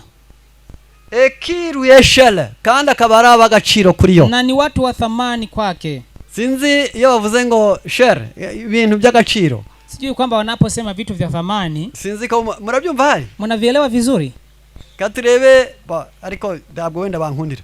Ngiye kubisobanura ntabanje kwashirira amako hejuru. Nataka nieleze. Abantu bashobora kuba baravutse ari bakiwabo. Watu ambao waliwahi kuzaliwa kwao wakiwa ni wachache. Mujya muona mukabona umubyeyi wabyaye umwana umwe cyangwa babiri yakwarura akamwibagirwa. Mnaona ya kwamba mzazi aliyezaa mtoto mmoja au wawili anaweza kapakua chakula na kumsahau mwingine. Bwakwira akajya kwiryamira atarataha. Anaweza kaenda kulala na huku mtoto hajaingia nyumbani. Oya. Hapana. Uwabyaye 10. Yule aliyezaa watoto 10. Ngombe muhora munagana hanga bushaka iki? Anawauliza watoto, mbona kila siku mnangangana hapa mnatafuta nini? Murikumva bangana gaciro na wao ndi. Je, mnasikia wana thamani sawa na wale? Ntibavutse kimwe. Si walizaliwa kwa namna moja. Hari abantu Imana yatoranije bashize hamwe batandukanye n'abandi bagaciro kuri yo. Kuna watu ambao Mungu aliwachagua walio na umoja wenye thamani kwake. Aba bantu dore uko bazaba batandukanye n'abandi. Angalia jinsi watu hawa watakavyokuwa wametengana na wengine. Buri wese agomba guhagora mu mwanya Imana yamugeneye. Kila mmoja anatakiwa kusimama katika nafasi ambayo alipewa na Mungu. Muragifashe? Umeelewa vizuri? Muri wa mwuka w'ibivuga butumwa bagomba kuba buri wese agize ate. Katika ile kazi ya uinjilisti inatakiwa kila mmoja asimame katika nafasi aliyopewa na Mungu. Panse na wagatekereza. Na yeye akiwa anafikiria. Niki nakora ngo iby'Imana byamamare bye gukozwe isoni mbe mpagaze mu mwanya Imana nshaka. Kitu gani nachoweza kukifanya ili nitangaze neno la Mungu hatimaye Mungu aheshimiwe? Nta bihamya baguha. Hapa hawakupatii mashuhuda. Ni wewe mu bwenge bwawe nawe waramaze kumenya icyo katika akili yako ujue ni wewe uko kitu gani. Ukuguhora turagiwe nkinka ntabwo ari byo. Kuendelea kuchungwa kama ng'ombe sio vizuri. Umuntu akwiriye kubaza ibyo arimo. Mtu anatakiwa ajue nimo katika vitu gani. Akabaza ibyo abuzwa. Aulize vile anavyokatazwa. Abakuru b'amatoro bakaruhuka. Wazee wa makanisa wapumzike. Abadiakoni bakaruhuka. Mashemasi wapumzike. Intumwa ndizihore ziza gukosora iwanyu. Wajumbe wasiendelee kuja kukosoa kwenu. Ntubi ntaza mu murimo w'Imana. Usiwe kikwazo katika kazi ya Mungu. Buri wese agahagara mu mwanya we. Kila mmoja asimame katika nafasi yake. Agatekereza. Afikirie. Yarangiza. Kisha. Pare na wakavuga. Naye aseme. Akagira icyo avuga. Awe na kitu cha kusema. Utanze inama. Atoe mashauri. Usenze. Kama unaomba. Ubwirije. Ukihubiri. Uririmbye. Ukiimba. Ukiranuye abantu. Ukiamua watu. Mbese ntabati igihe cyabo baje mu ngorane wateje. Si kwamba wapoteze muda wakienda katika matatizo uliyoyaleta wewe. Ingingo ya 4. Hatua ya 4. Agir selon l'esprit de Dieu. Gukora ukoreshejwe n'umwuka w'Imana. Kutumika ukitumiwa na roho wa Mungu. Aba bantu rero muri kumva ko batandukanye. Watu hawa sasa wametofautiana. Turi muri ya ngingo ya 5 yitwa umwete mu kubwiriza. Tumo katika hatua ya 5 inayosema bidii katika uinjilisti. Aroro Elie Karoro icyo gihe nikigera. Wakati huo utakapowadia. Iki aho buri wese azahagara mu mwanya we. Ambapo kila mmoja atasimama katika nafasi yake. Na wakagira icyo atekereza. Naye awe na kitu cha kufikiria. Na wakagira icyo avuga cyiza. Awe na kitu cha kusema kizuri. Na wagakora. Naye anatenda kazi. Byose ashorewe n'umwuka wera. Yote hayo akiongozwa na Roho Mtakatifu. Icyo gihe nikigera. Wakati huo utakapowadia. L'œuvre sera un tout bien coordonné. Umurimo w'Imana uzabutunganye neza. Kazi ya Mungu itakuwa imeandaliwa vizuri. Umurimo w'Imana uzabwiza te.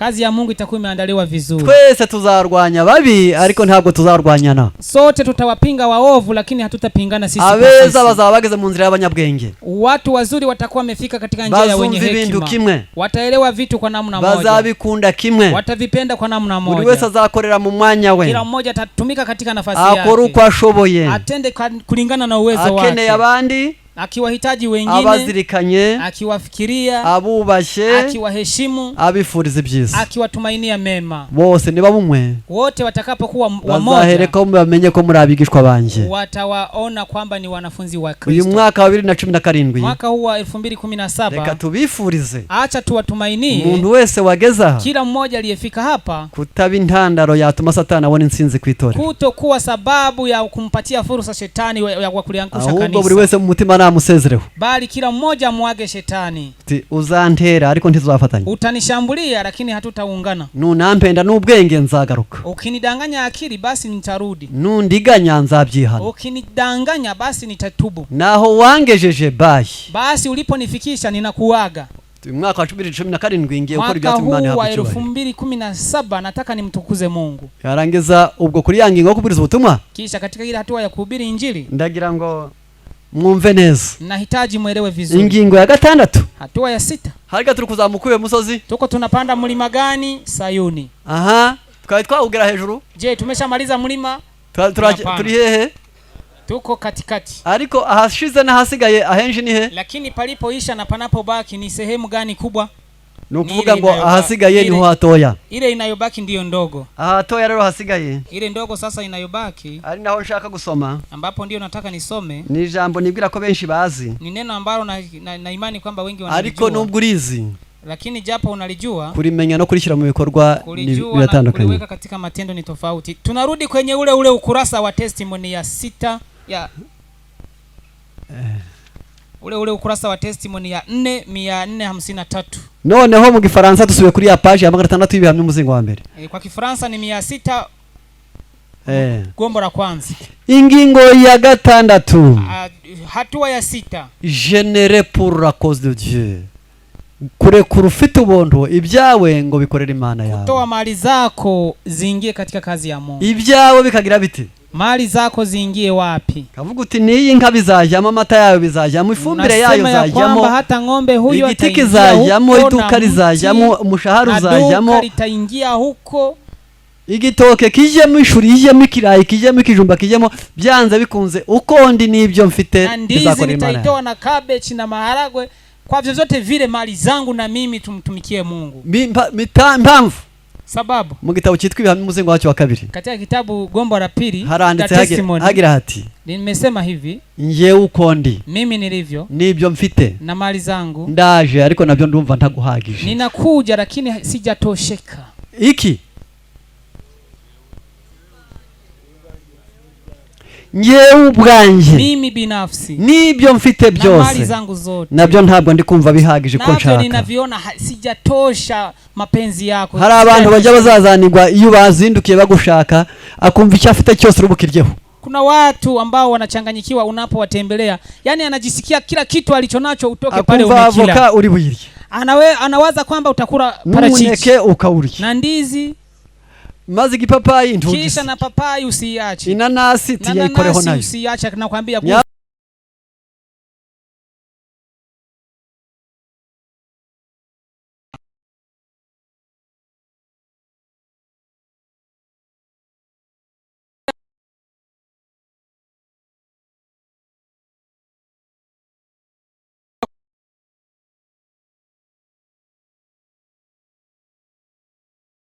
kubiryaho. Unapoweza kula chakula kile kuko agushaka, kwa sababu anakutaka, ndabona nyuzwe, anaona hajaridhika. natwe iyo dukoreye Imana, na sisi tunapomtumikia Mungu, twamaze kuba bayo, tukisha kuwa watu wake. ndi umuntu unanirwa, mimi ni mtu mchovu, igihe nataye ubusa ni kinshi, muda niliyoupoteza bure ni mwingi.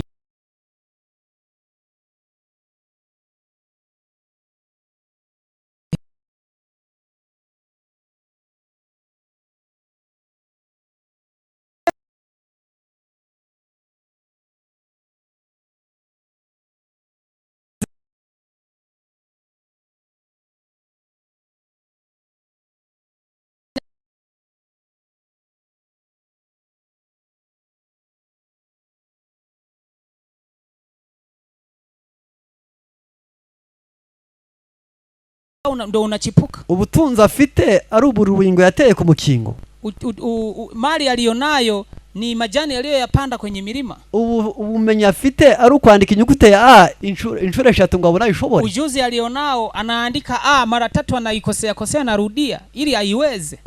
Maze akibaza ati ubusigihe nataye ko Mana nshaka gukorera buriya ndagukorera nte ngubunezerewe. Sasa wewe unaanza kufikiria, sasa Mungu, mbona nilipoteza muda mwingi, nitakutumikiaje ili nipate furaha? Uko ndi jinsi nilivyo nuko nshoboye na jinsi ninavyoweza nibyo mfite na mali nilionayo ntabwo bigeza aho nshaka, haviwezi kufika mahali ninapotaka. abazabushije umusozi Siyoni, hawa watakuwa wameumaliza mlima Sayuni. bazabagize bati mbese murashaka kuzamuka na nyinyi mnataka kuupanda mlima Sayuni? muhereye Ukristo hehe? Mkianzia Ukristo wapi? Mubanye neza, mkiishi vizuri na majirani, mwitaye, mkiwashughulikia maskini, mugira impuhwe, mkiwasaidia maskini wanaoteseka, mugize umwete, mkiwa na bidii bivuga butumwa katika uinjilisti. yarangiza ibyanyu byose, kisha mali zenu zote zimtumikie Mungu wewe. yarangiza kisha nabonye bahagaze ku musozi Siyoni, niliwaona watu waliosimama mlima Sayuni bahagararanye n'umwana w'intama, wakiwa wamesimama na mwana kondoo. araba bari bameze nk'iki, walikuwa kama nini?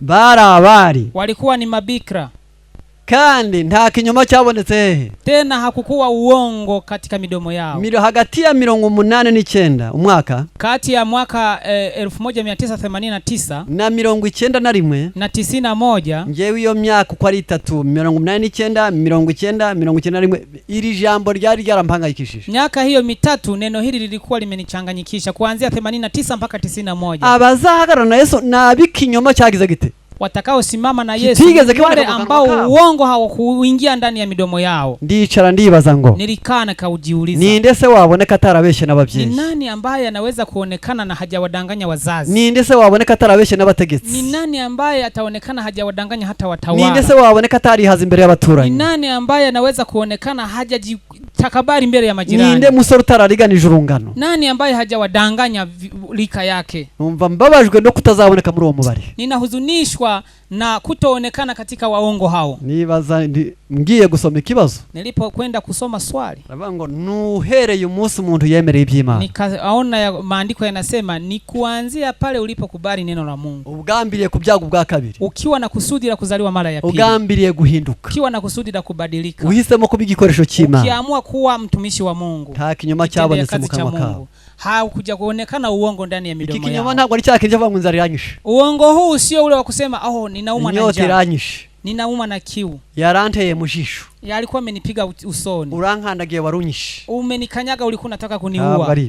Uongo sio huo. Ni kinyoma gifite amabara 3, ni uongo wenye rangi 3. Nukubeshyera iby'Imana, ni kusemea uongo maneno ya Mungu, nukubeshyera b'Imana beza ngo bagayiki, ni kuwasemea uongo watu wa Mungu ili wadhalilike, nukwigira icyo utari cyo ngo uhabwe icyubahiro, ni kujifanya jinsi usivyo ili upewe heshima. aba bantu ibinyoma bitatu barabitsinze. Watu hao walishinda uongo wa aina hizo 3. nta kinyoma cyagize gite, hakukuwa uongo katika midomo yao, cyabonetse mu kanwa kawe, katika midomo yao. ntabwo bandujwe n'abagore, hawajachafuliwa na wanawake, na madini, ni madhehebu. Wanawake ni madhehebu, nta myumvire, hawana uelewa. yarangiza yamadini yutudini, hawana uelewa wa madhehebu, mafundisho ya uongo, vitu kama hivyo. mu bwenge bwabo handitswe ngo uku niko Uwiteka avuga, katika akili zao kumeandikwa hivi ndivyo Bwana asema. ugiye kuyobora abagabo n'abagore, abasore n'inkumi bameze batya, ukienda kuwaongoza wanaume na wanawake na wasichana wa namna hiyo, Yeremia 3:15, Yeremia 3:15, nzabaha bungeri bampaniye n'umutima wanjye, nitawapatia wachungaji wanao kama moyo wangu unavyotaka, bazabaragiza ubwenge no kumenya, watawachunga kwa akili na kujua. bavandimwe, enyi ndugu, igice cya 2 nacyo ndakirangije, sura ya 2 nayo nimeimaliza, ngiye ku gice cya 3, nataka niende sura ya 3, ngiye ku miyaga. noneho nataka niingie kwa zile pepo sasa. iyi miyaga, pepo hizi ndajya kuyirebana n'abantu gusa, nitaangalia zinazohusiana na watu, noneho nkunde ko munyihangana, kisha nihitaji mnivumilie. ariko abumva ijambo ryawe bakarikomeza, lakini wanaolisikia neno lako na kulitii. Matayo 7:24, ni Mathayo 7:24. mwari mwayanditse, mlikuwa mmeshaandika. haraze ngo abumva ijambo ryawe ryanjye bakagira bati, panasema wanaolisikia neno langu na bazamera kulitii nk'umunyabwenge wubatse inzu ye ku rutare, watakuwa kama mwenye hekima aliyejenga nyumba yake kwenye mwamba, maze imvura iragwa, kisha mvua ikanyesha, umuyaga urahuha, pepo zikavuma, imivu iratemba, mafuriko yakafurika, byose byikubita kuri iyo nzu, yote yanajipiga kwa ile nyumba. ntiyagwa, Nyumba haikuanguka kuko yari yubatswe ku kwa rutare. sababu ilikuwa imejengwa kwenye mwamba. Uwo ni umuyaga. Hizo ni pepo, Umuyaga wibasira umuntu gusa, pepo zinazomwandama wowe ku mwanadamu. giti cyawe Wewe kwa upande wako kibasirwa n'ibikuriho, unashambuliwa na vitu indwara vilivyo, zikaza, magonjwa yanakuja, ibihombo bikaza, hasara inakuja, maze bikakwikubita. kisha zinakupiga.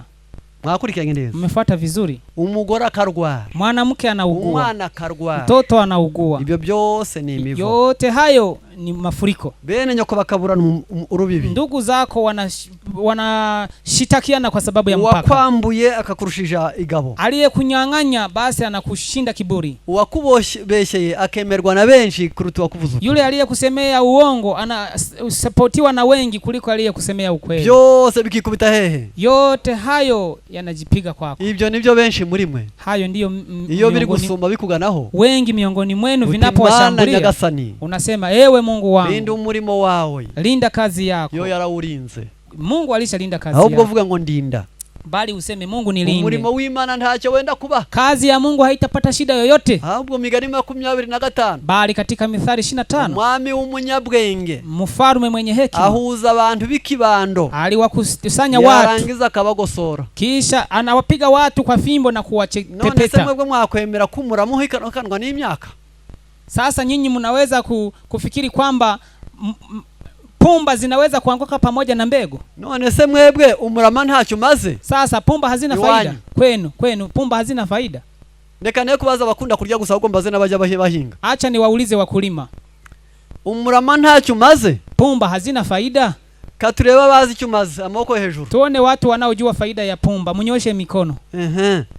Umurama Pumba mu mvugo ngufi katika usemi mfupi nibwo buringiti mu gihugu gikonje, ndiyo shuka katika nchi ya baridi. Umurama ni ufunika urubuto, Pumba ndiyo inayofunika mbegu, imbeho ntirugereho, baridi isipige ile mbegu. uko rukura, Jinsi Rukura. mbegu inapokuwa rukura, inazidi kukua, rwiyongera, inazidi kuongezeka, rwamara kwihaza rutakishwe n'imbeho, kisha mbegu inapokuwa imekomaa bila kuharibiwa na baridi, rukabwira imizi ngo reka gukurura. basi pumba inaiambia mizizi kwamba mizizi stop pale, acha kuleta madini tena, Narakuze, nilishakomaa, ngeneye kuvaho, ninahitaji kuondoka. ngahunikwa.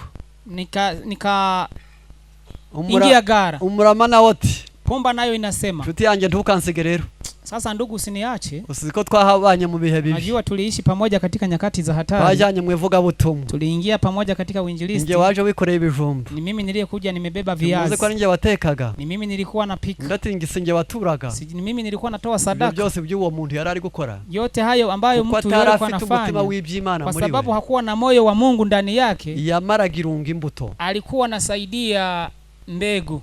bakajyana ku mugezi, Wanaenda pamoja mtoni, bakajyana mu ivugabutumwa, wanaenda pamoja katika ariko uinjilisti, akurikiye abo batazasohorana. lakini akiwasindikiza watu ambao hawatamaliza safari Iyo pamoja. igihe kigeze, Muda unapowadia, Imana ikivuga iti, Mungu husema hivi, umurama n'imbuto bigomba gutandukana. mbegu na pumba vinatakiwa kutengana. Reka turebe abashaka kugira ngo nibura bitandukane. Nataka niwaone watu ambao wanataka kwamba vitengane. Ni bande bashaka? Haraho mwumvishije umurama uzahunikwa? Kuna sehemu mmesikia kwamba No mu pumba ndirimbo itaingizwa mujya kwenye gara. mwiririmbira ngo, Hata kwenye nyimbo mnaimba hivi, ariko umurama zawusesa, mbese tuzagenzwa dute mu manza dutumiwe z'uwo munsi wo kuzurwa. mnaimba wimbo huo unaosema kwamba pumba ataichoma na mbegu ataziweka katika gara. Ariko mu muheko ntabwo wari mwiza. Lakini pumba, wakati mbegu ilipokuwa shambani, si pumba ilikuwa nzuri? Ikigori ari umunyogoto ntabwo byari byiza. Wakati mahindi hayajakoma, Ibishyimbo ari imiteja majani ntabwo yalikuwa umurama wari mazuri. mwiza. Mbese muremera ko umurama ari wo koti ry'igishimbo? Je, mnakubali kwamba pumba ndiyo koti ya maharage? byose biraza byo kubita kuri iyo nzu. vyote vikaingia na kuishambulia ile Imvura nyumba. iragwa y'ingorane, Mvua ikanyesha, mvua ya matatizo, umuyaga urahuha w'ibikurwanya, pepo zikavuma, imivu iratemba y'ibihombo, mafuriko yakafurika, byikubita kuri iyo nzu, vikajipiga kwenye ile nyumba. ntabwo yigeze igwa, Nyumba haikuanguka kuko yari yubatswe ku rutare, kwa sababu ilikuwa imejengwa kwenye mwamba. rero bavandimwe, Sasa enyi ndugu, aho niho kwihangana kwa hapo ndipo penye subira ya watakatifu, bitondera amategeko y'Imana, wazishikao amri za Mungu bakagira kwizera nko kwa na Yesu. imani ya Yesu. Ngarutse muri cya gitabo Inarudi katika kile kitabu cyitwa Imigani ya Kristo, kinachoitwa Christ Object Lessons. ariko hari aho nshaka gusubiraho gato. Kuna sehemu ambayo nitarudia kidogo Paji hapa. ya 98 y'iki gitabo, ibihamya umuzingo wa mbere, Shuhuda ya Kifaransa ni ya kwanza, harimo aya magambo, ukurasa wa 86. Kwa Kiingereza ni testimony ya kwanza, ukurasa wa 264.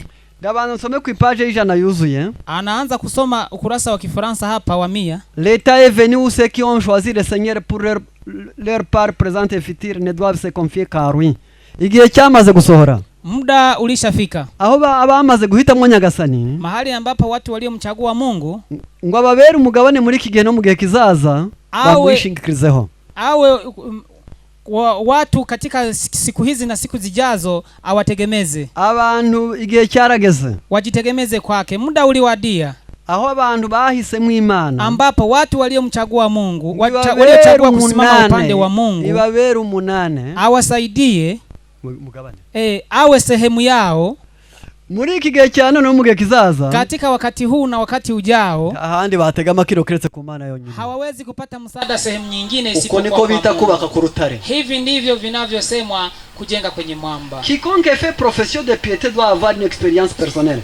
Umuntu wese uvuga ko avuga kwera, kila mtu anayesema ya kwamba yeye ni mtakatifu, akwiriye kugira inararibonye yihariye ku giti cye, anatakiwa kuwa na uzoefu kwa upande wake. Nanje enregistre fidèlement les paroles et les actes du peuple de Dieu. Malaika yandika bikiranutsemo, malaika anarekodi kwa haki ibyo tuvuga n'ibyo dukora, yale tunayoyasema na yale tunayoyatenda. Malaika ararekodinga, malaika anarekodi. Ubu turuko hano turukuvuga ubu audio yazifashe, hapa tunaposema audio ziko zinafanya kazi. Njya mukunda kumva abantu bavuga ngo ntimubifate, na huwa mnasikia watu wanasema msirekodi. Aharuta handi barabifata, mahali panapozidi pengine wanavirekodi, bandika imigambi n'igikorwa, wanaandika kazi na mpango. Rero kubw'ivyo malaika arahari. Kwa hiyo sasa malaika yupo, arandika, anaandika. Ceux qui prétendent croire à la vérité devraient se mettre eux-mêmes en règle et faire tout ce qui est en leur pouvoir pour éclairer les autres et regagner au Christ. Abantu bose, watu wote bavuga ko bizera ukuri, wanaosema ya kwamba wanaukubali ukweli, bagomba kwikiranwa n'Imana bwabo bwite, wanatakiwa kujiunga na Mungu wao binafsi, bagakora ibishoboka byose ngo bamurikire bagenzi babo, wanafanya iwezekanavyo ili waangazie ndugu zao. Leur parole, amagambo bavuga, maneno wanayoyasema, leurs œuvres, nibyo bakora, na kazi zao, sont les canaux par lesquels le principe de la vérité et de la sainteté sont communiqués au monde. Arega amagambo yabo nibyo bakora, maneno yao na kazi zao ni imiyoboro ibiri, ni mirija miwili au mifereji, amahame y'ukuri no kwera agerera mu isi, ambamo kunapitia misingi ya ukweli na utakatifu ili ziende duniani. Ils sont les sers de la terre, bo bwabo nibo munyu w'isi, wao ndio chumvi ya dunia, la lumière du monde, bakaba n'umucyo w'isi, na ni nuru ya ulimwengu pia. Si nous regardons en haut, amaso yacu nituyahanga mu ijuru, macho yetu tukiyainua kuelekea mbinguni, nous verrons la lumière et la paix. Umuntu warebye mu ijuru agira umucyo kandi anayeangalia mbinguni anapata nuru na amani. Iyo umuntu yarebye mu ijuru, mtu anapoangalia mbinguni arasobanukirwa neza, anaelewa vizuri, nta rwijiji, hakuna maruweruwe, kandi agira amahoro, tena anakuwa na amani. Amahoro avuzwe si umutekano, amani inayosemwa pale sio usalama. Amahoro azanwa no kutagira uwo wifuriza ikibi. Amani inaletwa na kuwa haumtumaini mwingine mabaya. Umuntu wese wicaye ntawe yifuriza ikibi mu mutima, kila anayekaa pale bila kumtumainia mwingine mabaya, ndani ya moyo anakuwa na amani. Ndio ni Waefeso 2. Hapo ni Waefeso sura ya 2. Araza, anakuja, ababiri abahindura umwe, wawili akawafanya kitu kimoja. Amaze kwica ubwanzi, anapokwisha vunja ule wadui, akicishije umusaraba, akiuvunja kwa kutumia msalaba, azana amahoro atyo, akaleta amani. Hivyo amahoro ni ukubaho ntawe wifuriza ikibi. Amani ni kuishi bila kumtamania mengine mabaya. Murayashaka?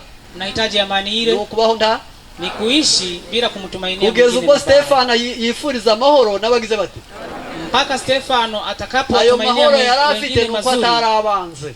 Amani hiyo ni kwamba alikuwa hawachukii. Murabyumva neza? Mnaelewa vizuri? Umunsi yabifurizaga ibyiza nuko mutima yari afite amahoro. Wakati alipowatumainia wengine mazuri ni kwa sababu alikuwa na amani. Ituma yari afite amahoro nico gituma bamuteye amabuye ntayumva ahubwo akabona kaga bazabona. Kilichomfanya awe na amani walimpiga mawe hakuwaona, bali alihurumia hatari itakayowapata. None harakomye ati merci nous regardons au monde, amaso yacu tuyahanze kwisi. Macho yetu tutakapoyaelekeza duniani, nous semblera que tout refuge nous manquera bientôt. Wabona kwisi nta mutekano waho. Unaweza kuona duniani hatuna usalama. Bamwe bari kureba bati, wengine wanaangalia hivi, Amerika ishamiranye na Korea. Amerika inakabiliana na Korea. Yewe Ubushinwa bwabyivanze. China nayo imeingia. Yemwe imyigaragambyo muri Kongo. Kuna maandamano Kongo. Yemwe hirya no hino birashani. Nchi zote ni vurugu. Urebye mwisi, ukiangalia duniani nta mahoro wagira. Kuna amani.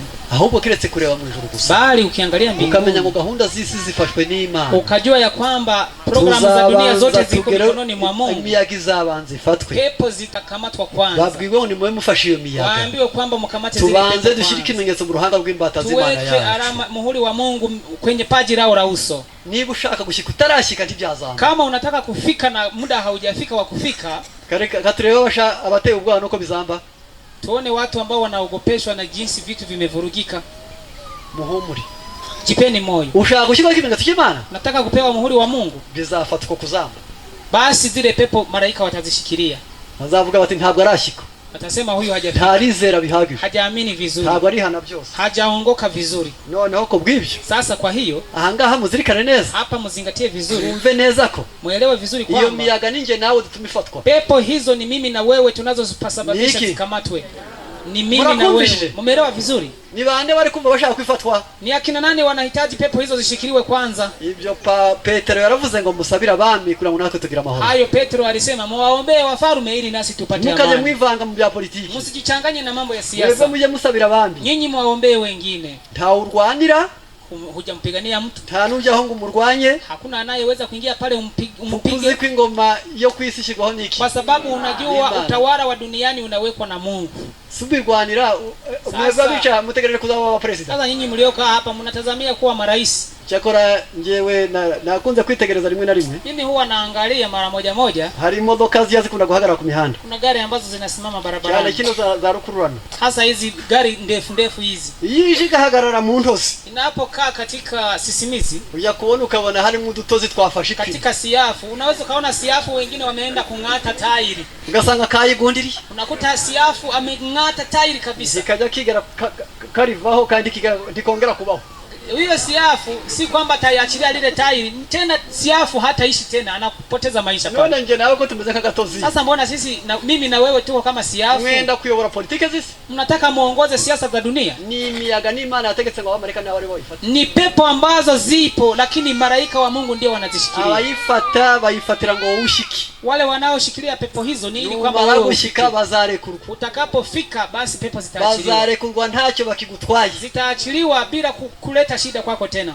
Kuko ngo nta washobora kunyica ngo izina ryanjye ryishe. Kwa sababu hivi hakuna mtu anayeweza kuniua na kuua jina langu. Niliwakataza. Namfuye baboni runaka wapfuye. Nikifa wanaweza kusema ni fulani amekufa. Wanasema ni mtu wa fulani. Mbese bashobora kwica umugore izina ntibashobora. Wanaweza akaua mwili lakini jina litaendelea. Mureke dushike nk'abantu b'Imana. Acheni tufike kama watu wa Mungu. Tufatishe imiyaga kuvuga ngo Mana sindagira husha. Tukamate zile pepo tukimwambia Mungu kwamba Mungu nisaidie sijafika mahali ule unapohitaji. Sabira bami ngo amaduka yo gutera imbere ahubwo umurimo w'Imana urangire kwisi. Tuwaombee wafalme ili si kwamba duka zetu zisonge mbele bali kazi ya Mungu imalizike duniani. Tusabira bakiri batongo bamenye indimi bageraho tutashobora kuvugira. Tuwaombee vijana wetu wajue lugha ili wafike mahali pale tusipoweza zile lugha sisi. Byabakire bitera imbere kugira ngo bikorere Imana binavyo bibona. Mali ya matajiri isonge mbele ili na zipatikane pesa za kuisaidia kazi ya Mungu. Umutekano w'ibihugu boneke tuishire twizane. Usalama wa nchi upatikane ili tuwe na uhuru wa kuhubiri injili. Umuntu wese natuma impamvu hari ikintu gituma malaika agira umwete wo gufata umuyaga. Kila mtu awe na sababu ya kumfanya Mungu aweke malaika wa kuzuia zile pepo. Nyade sekuru purunukandie nta handi dufite ubutabazi kiretse mu Mana. Hatuwezi tukapata msaada mwingine isipokuwa kwa Mungu. Dans l'état actuel de confusion du monde, muri iki gihe cya kino gihe cyabaye urushiro kwisi. Katika wakati huu ambao umewachanganya wengi duniani. Nous ne pouvons avoir le sentiment d'être en sécurité que par la vérité d'une foi vivante. Ta handi twabonera umutekano kiretse kwizera kuzima. Hatuwezi kupata usalama popote pale isipokuwa imani hai. Muhungiki. tukimbie nini? kuko iyo miyaga irahari. Kwa sababu pepo hizo zipo. De grandes armées, j'ai vu venir une grande détresse que celle que nous avons connue. Nabonye haje amakuba tutigeze tumenya. Niliona kuna taabu ambayo hatujawahi kuiona. De grandes armées se livrer bataille. Nagiye kubona mbona ingabo zikomeye zibomborana. Niliona majeshi makubwa yakirukaruka, zirwana, yakipigana. J'ai entendu le fracas des canons, maze numva guturika kw'imbunda za mitrailleuse. Kisha nikasikia milipuko ya mizinga.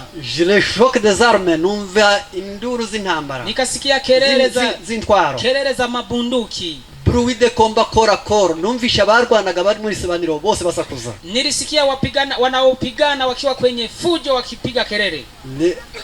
Deje misema ile prière de mort. Numvisha iminiho n'amasengesho bari gusamba. Nilisikia vilio na maombi ya watu wanaolia. Le sort était couvert de blessés de mort. Ici alizo inkomere n'intumbi. Dunia ilikuwa imejawa na maiti na waliojeruhiwa. Des familles étaient plongées dans le désespoir. Nabonye imiryango myinshi mu bwihebe. Niliona familia nyingi zikiwa katika hali ya kukata tamaa. D'autres en grand nombre souffraient de prix cruels d'enima. Nabonye abandi bari mu buhanya buteye ubwoba. Niliona wengine wakiwa katika uhafifiaji wa hali ya juu. Déjà maintenant il y a des familles dans les besoins hari imiryango itagira shinge na rugero. Hari imiryango.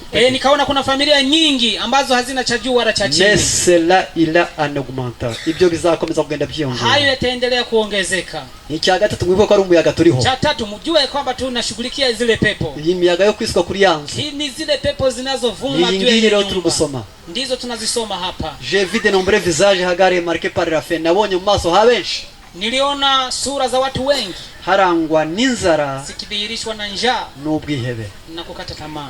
Nabonye hagize hati niliona panadhihirishwa na njaa na kukata tamaa. Byose ntabwo wasenga ngo bye kwagera. Yote hayo huwezi kuomba ili visitoke. Yo habuze iby'uburyo by'ubumoso biraza. Vinapokosekana vya kulia vya kushoto mu bwenge birahari. Vinavyotoka katika akili vinakuja. Ibyurira mu muryango birahari. Vinavyoingilia katika familia vipo. Vituruka mu mubiri birahari. Vinavyotoka katika mwili vipo. Ibinyurira mu byutunze birahari. Vinavyopitia katika mali zako vipo. Ugomba kwikubita kuruko kwizera kwawe. Vinatakiwa kujipiga katika imani yako. Bigira bite bavandimwe?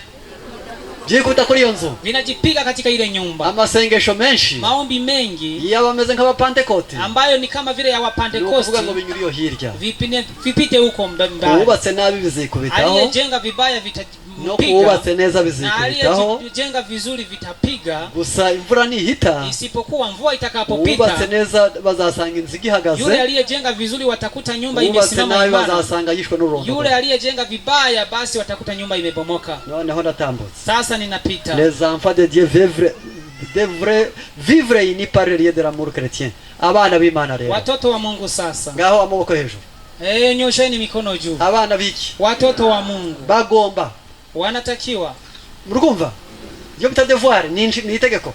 Wana wa Mungu wanatakiwa, bagomba kubaho bazirikanijwe n'urukundo rwa Kristo. Wanatakiwa kuwepo wakifungamanishwa na upendo wa Kikristo. Ubu hagati yanje nawe, hivi kati yangu na yeye turaziranye, tunafahamiana, twabwiranye ubutumwa, tulihubiri pamoja ujumbe. Iwabo narahageze, kwake nilishapafika. ntabwo dufana ubwene gihugu, si kwamba tuna nationality moja.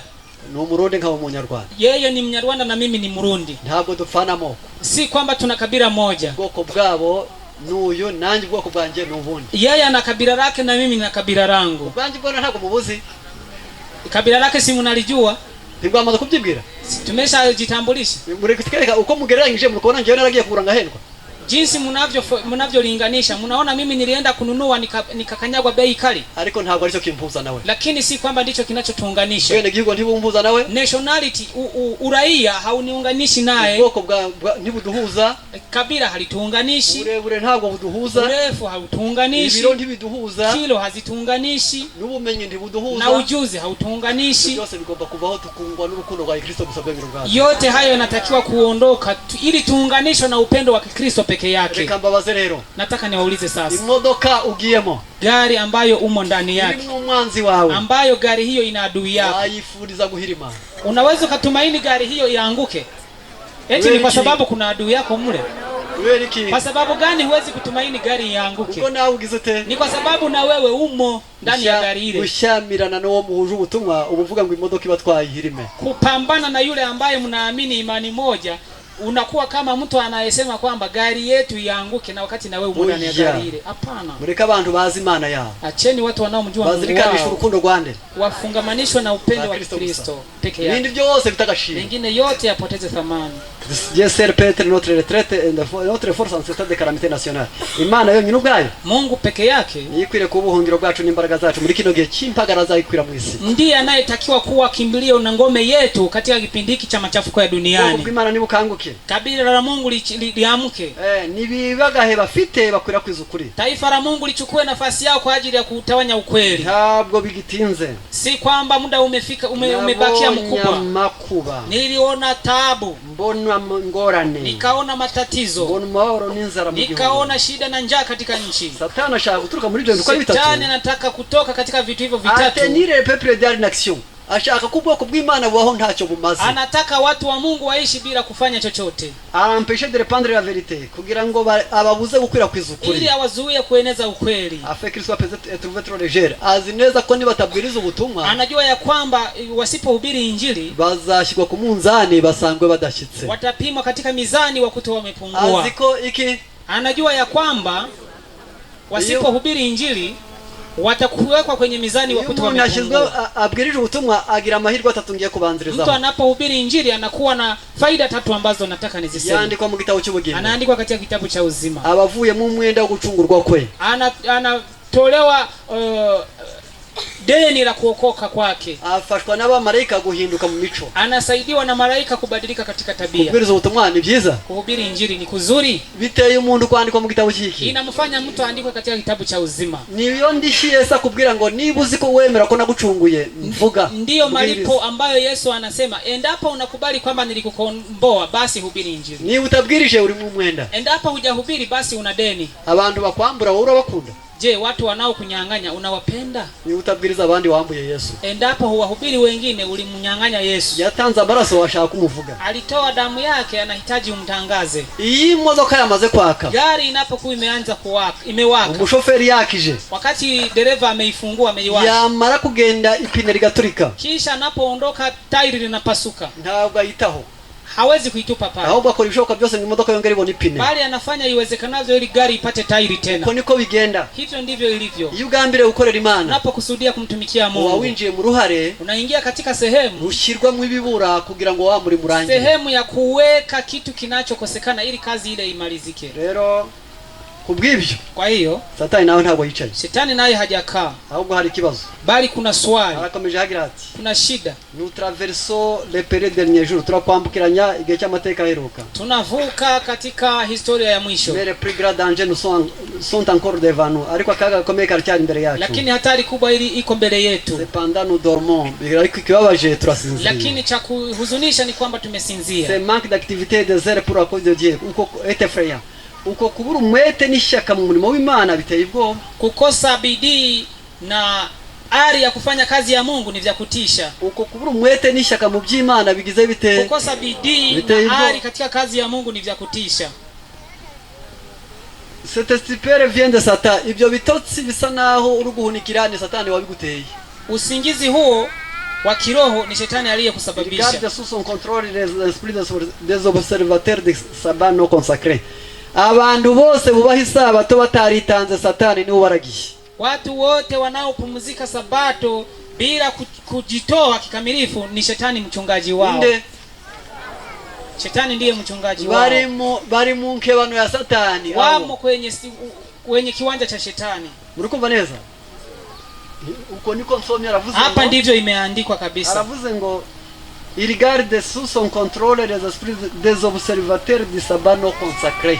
Anasema ya kwamba abakomeza isabato batamaramaje bari munsi y'inkebano ya Satani. Watu wote wanaopumzika sabato lakini hawakujitoa kikamilifu wako kwenye uwanja wa Shetani. None wababwirwa niki? Sasa watu hao tutawatambuaje? Kona wabwiriza. Mbona na wao wanahubiri? Dora bavuye mu gikingi cy'abaruhuka isabato bataramaramaje icyo yabatera. Acha niwaonyeshe watu wanaopumzika sabato bila kuamua kikamilifu inakuwaje. Les amène à se jalouser, abatera kugirirana mahari. Shetani anawasababisha kuwa na wivu dhidi yao. Ndagira ngo wenda hari muri kurona kaganda. Nafikiri mnaona kiganja hiki. Bavani muri kureba ko uyu muntu yavuye iwabo. Naangalia kwamba Mimi nilitoka kwetu. None se ibiganza byaragenze? Sasa viganja vilitembea chini. Haje iki? Kilichokuja ni kitu gani? Ariko amaguru amaze kwemera ko agiye kugenda. Sasa miguu ilipokubali kwamba inaenda, amaso yaravuze ati ndakwereka ukandagiye. Macho yao yalisema nitakuonyesha mahali utakapokanyaga. Yarangiza ubwenge ati nange ndategura tiki. Akili nayo inasema na mimi nitafanya mahesabu ya nauli. Nzakwibutsa nani niyo ugiye. Nitakukumbusha mahali unapoenda. Ageze hano. Nilipofika hapa, akoresha amaguru. Je, niendelee kutumia miguu? Mbona miguu ndio ilinifikisha hapa? Naweza koreshe? Au nitumie nini? Alikoresha ikiganza. Natumia ikiganja hapa. Kiganza ariko ni ikina lipi?